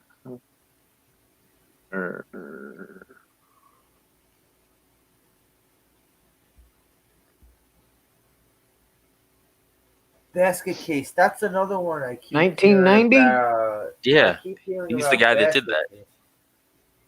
The guy that did Frankenhooker also did Basket Case. Oh, Basket Case looks so horribly good. Oh, it is. There's 3 of them, I believe, and they eventually have kids, and they're like these little mini basket cases because there's a female one. Because in the one, I want to say it's 2 or 3, they run into this group of freaks, and all of them have like different weird oddities. And one of them happens to be a female basket case. Tommy, do you know about Basket Case? Have you ever heard of this one? I've heard of it.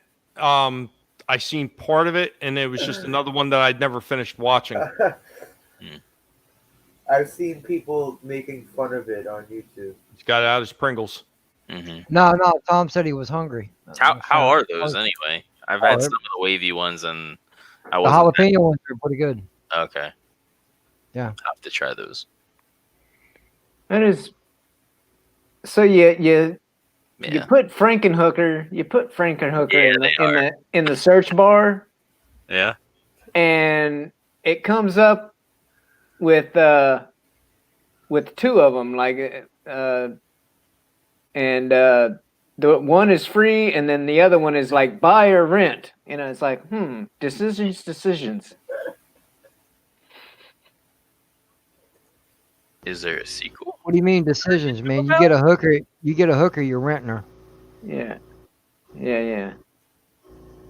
Now you should know you're never taking that home permanently, Shellback. What's wrong with you? Yeah. Or a director's cut or something? Yeah.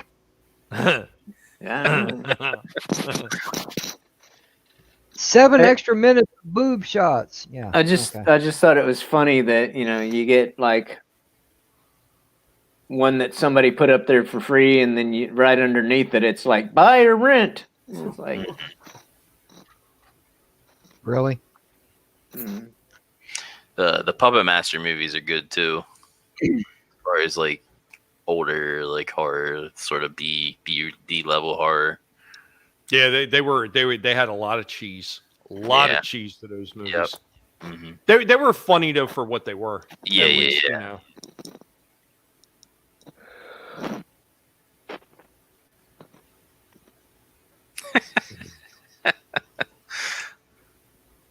I've seen that movie as a kid too. Same with Basket Case. So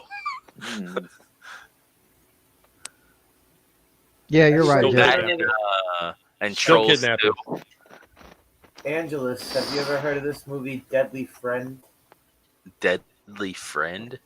Yeah. Was that the one with the girl? Christy Swanson? Yeah, Deadly Friend. where she was like programmed to kill or something. Yeah, she got killed by her abusive dad, and the genius kid that lived next door to her found a way to bring her back. And then she became a Frankenhooker. No, I've never seen this.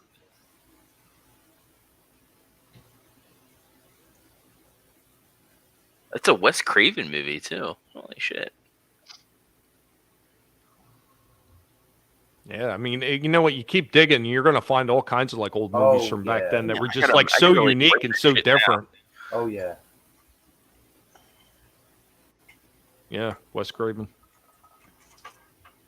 Okay, so Deadly Friend. Yeah, believe it or not, Tom knows his shit. Oh, yeah, no doubt. I've you know, I've been hoping that one day when he's not tied up with some of them other streams, he'll be able to come on and talk about some of the older stuff. I mean, I'm going to be winding down pretty soon because we've almost been going for 3.5 hours. Yeah. Well, on Doesn't Monday feel night, like it. on Monday nights, I think they do Toxic Femininity over Yes. on Midnight's Edge on the main channel. So Deadly No, Friend, and Tom- then what was the other Tom, one? I- Nightbreed. Yes, Nightbreed. Tom, I would not be surprised if you have some kind of small Puppet Master puppet toy somewhere. Yeah, I I wouldn't would doubt not be that. surprised. Tom's got all the cool toys. Yeah, he does. Yeah, he does. All right. What was that one movie too where the guy like calls like a number and then ends up like turning into a demon or whatever? What was that? 976 evil. Yeah. That's it. That's good too. Hey, there you go, Midnight's Edge. There's one for you. Jesse Miller needs help with that one because nobody up here apparently remembers I that one can't for think whatever of this reason. one. I can't think of In the 80s? Oh, yeah. Vampire strip club / where whorehouse. I thought, I was agreeing with Slasher. I That's thought in it the was 80s. Bordello or Blood, but it. Yeah, that was that's in the only one I can 90s. think of. Yeah, that's the only one I can think of. I mean, the only other one, and I think that was 90s too, was God, what was the one that had Cheech Marin in it, From and it Dusk had Till Dawn. From Dust to Dawn. Yeah. But that was a strip club. I don't think it was really a whorehouse though. Yeah, it was a strip. Yeah, but that wasn't the 80s, was it? That was like 90s. 96. Witchboard. Yeah, I remember it, but I didn't see it. I remember the movie, though.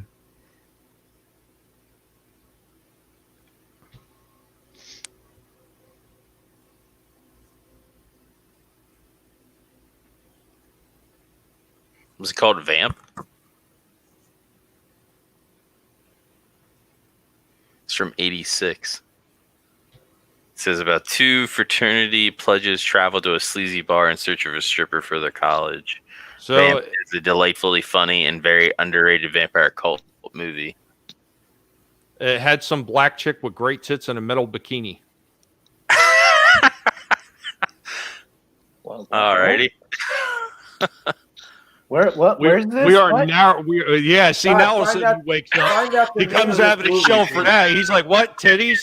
Bikini? Find What?" out- Find out the name of this movie, please. I had to go pee. Where's the cast for this? Fight night. Fight night. Fright Night? Is it Fright Night? Hmm.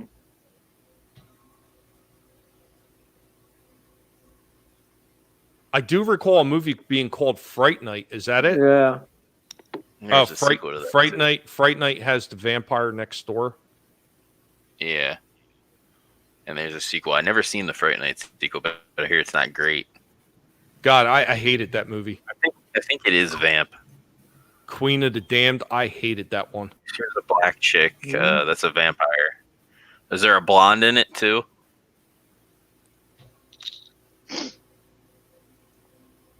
And then this person with like red hair and like a white face. Hmm. I don't know, but there was a metal spiral bikini top. Yeah. Someone find out the name. Yeah, of that was Aaliyah in Queen of the Yeah, Damned. this is it. This is it. It's a vamp. Okay. Hmm? It's Ricky. What's going on, man? Hey, how's it going? Hello.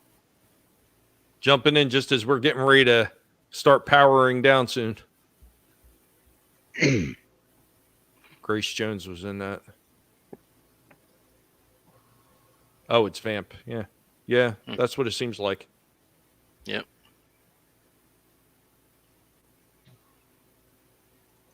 I'll have to write that down because I don't Well, know. what Jesse's talking about sounds like Aaliyah from Queen of the Damned. You know what, Ensign Ricky? It wasn't even the fact that they tried to stuff two books worth of stuff into a single movie, which was bad enough by itself, but they actually took the characters and they completely destroyed them when they made Queen of the Damned. Because I'm sorry, those characters are nothing, not even close to being what they were in the books. Not even. I mean, they weren't even close to what they already had in Interview with the Vampire. They were completely redone. You talking about this image right here, Jesse? Ugh. Nope. I don't think that's it. Full screen him real quick there, Tom. Jesse says it's definitely Vamp. I got the picture that he's thinking of here in a sec. Let me let it load here and I'll bring it up. Wait a minute, that ain't Grace No, that's Jones, is it? Aaliyah. No, Hello, that's Aaliyah. boys. 'Cause I was about to say, Grace Jones's titties wasn't that big. No. That's Aaliyah from Queen of the Damned. Yeah, that's Aaliyah. Yeah.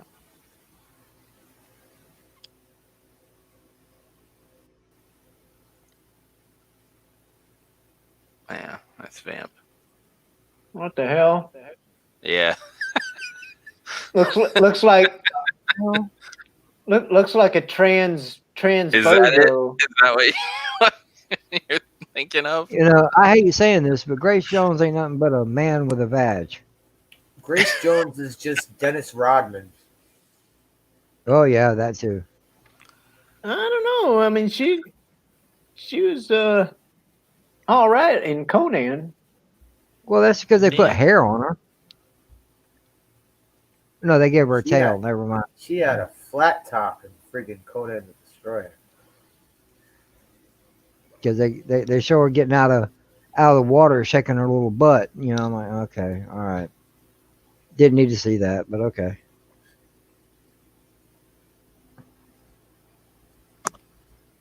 Trans Ronald McDonald. Hmm. That's absolutely hilarious. I like the Jim Carrey one too, Once Bitten or whatever. I like that too. Oh yeah, where he was all slicked up in it and everything. Yep. Yeah, that was pretty funny. Mm-hmm. That was hilarious. God, that was old too. Mm-hmm. Yeah, there was quite a few of them that were pretty good.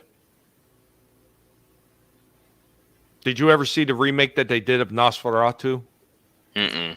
That's the one with Willem Dafoe in it, right? Yes. I have not seen that.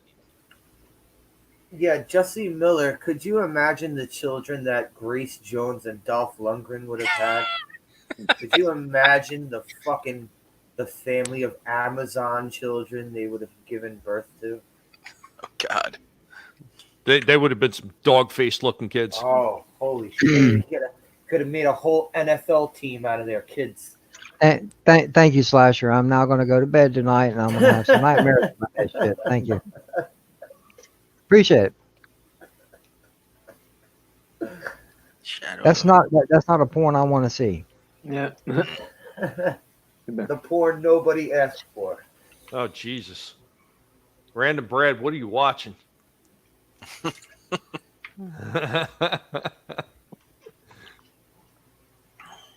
What the hell?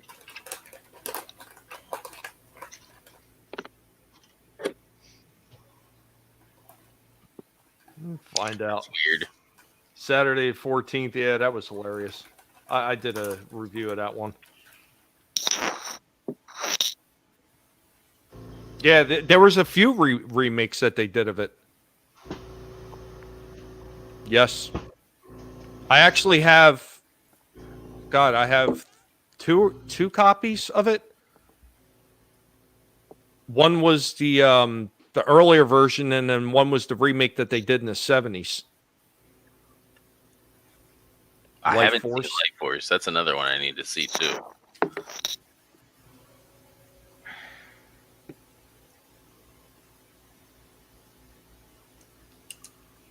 I do have what was it? It's like a double feature.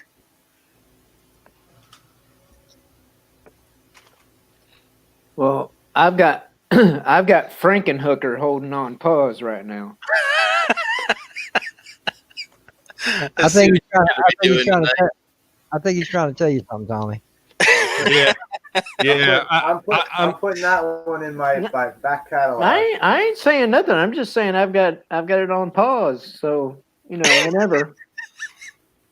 Better Off Dead, One Crazy Summer, and Summer School. I love Summer School. I like all of them, actually. They were One all Crazy good. Summer, yeah, I liked it. I don't think I've seen that.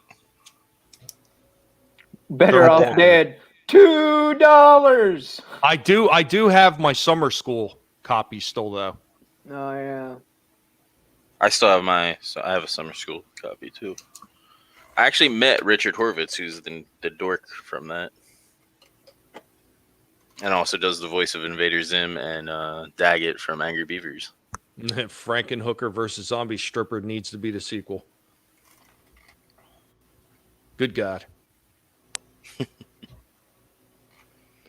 But I'm going to start winding this down.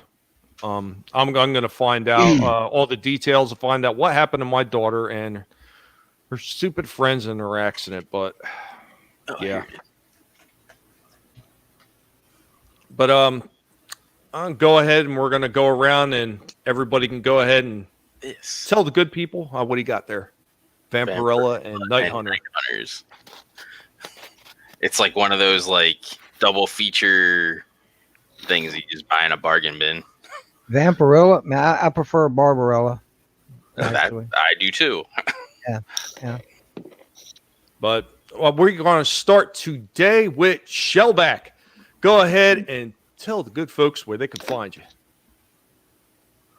Well, you can find me here on Twitter and on YouTube under Shellback TJC. And you might even be able to find me in an RV cooking up some meth. Because I am the danger. I am the one who knocks. Watching Frankenhooker. Jesus. Angela Straven. Please tell me you got something better to say than Shellback. I'm Angela Straven. I do the gaming thing over on my channel. I have a teaser of something coming on my channel. This part 2 of that sometime this week. Stay tuned. Go over and sub so you can keep up to date on that. All right. Sith Lord. Go ahead and drop that knowledge on these people. Really? that'll damn sure be a first. What's up, everybody? It's your boy JJ. You can find me a little bit of everywhere. On Monday nights, you find me right here with Tommy, hanging out, doing some retro discussions. On Tuesday night, you find me over on Chaos Central and Bigger Ford Entertainment's channel, which is Onzo, and Chris Knight and Danny Graham and myself talking the Chaos List. And then I do my own weekly live stream. It's called Randomness at its Finest. Random panel, random topics. Come by and check it out. You might actually like what you hear. And then you can find me right here on Twitter at SithLord3827. Sometimes I tweet. Sometimes I retweet. Sometimes I don't. It's a lottery. Come check it out. I know you was waiting on that, Slasher. It's a lottery. Yeah, it's a lottery. Come check it out. Thanks again, Tommy, for having me on, and thank you everybody in the chat for showing up. It's greatly appreciated. Well, always a pleasure. Always a pleasure. Slasher, go ahead and tell the good folks where they can find you and what you're doing. You know me, Tommy. I don't keep it, very drawn out. I'm on YouTube. I'm on Twitter. But all right, I'll add this Wednesday. I'm gonna do watch party of Bloodsport. So anyone wants to come through and watch Bloodsport, Nice. sure, come on You ahead. talking about the Van Damme movie? Of course. When Wednesday? When Wednesday? When? Probably. I'm gonna aim for around 8:30 p.m.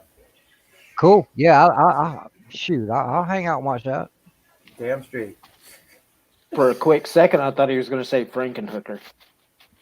No, that's That's on the back burner because I already have I have some movies planned out for watch parties, but that might be down the line. So Yeah. Shellback, we're going to have to push that off the next week because you're going to need to build up that anticipation for it. So, yeah, you get all lathered up and get all worked up for it. You just don't want to blow your load on it too quickly. We just got done talking about it. Well, no, I'm gonna do my homework tonight, and then that way, I'll be able to commentate later. You got a lot of Tommy, boxes. You got a lot of boxes of Kleenex. Tommy, did you just say get lathered up? What the hell? What are you doing down there? What are you doing down there? Has a shaved head. He's gonna shine it.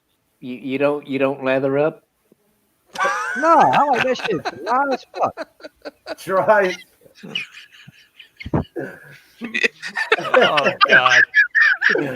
He likes that shit 12 grit sandpaper style. Damn right, man. Throw it on me. You just go out to the beach and just grab a handful of sand while you're at it. Oh, my God. Oh yeah, Jesus. I love sand. It gets everywhere. I hate fucking sand. Wax that shell. That's what I'm saying. Okay. All right, guys. Hey, I want to thank everybody that has come through. Thanks for having Soul me. Assassin, Ensign Ricky, Toxic Masculinity, Random Bread Creator, Tom from Midnight's Edge After Dark, Ancient One. I would also like to thank Jesse Miller, Cred Sox 5, Jens Petter. God, everybody. AFK Bard has come through. Culture Casino came through. I mean, everybody that has come through, thank you so much. You don't know how much I appreciate every time you guys come out, and it does mean a lot. And I can't say enough about it, man. I am blown away every week to love you guys' show when you show up to the channel and listen to us ramble on about those things from the past that we love so much. And I hope it gets you to remembering about those things as well. Let's never forget what they actually mean to us and never stop fighting to keep those things alive. And remember, guys, never let anybody tell you what you can and can't say, what you should and shouldn't watch, because your silence gives consent. And Tommy, if you don't mind, I'm going to add on to that. Ladies and gentlemen, don't let their vision leave you blind. Fight with your wallet, not your words. Get the point across. Well, I'll catch you all next time. Later, y'all.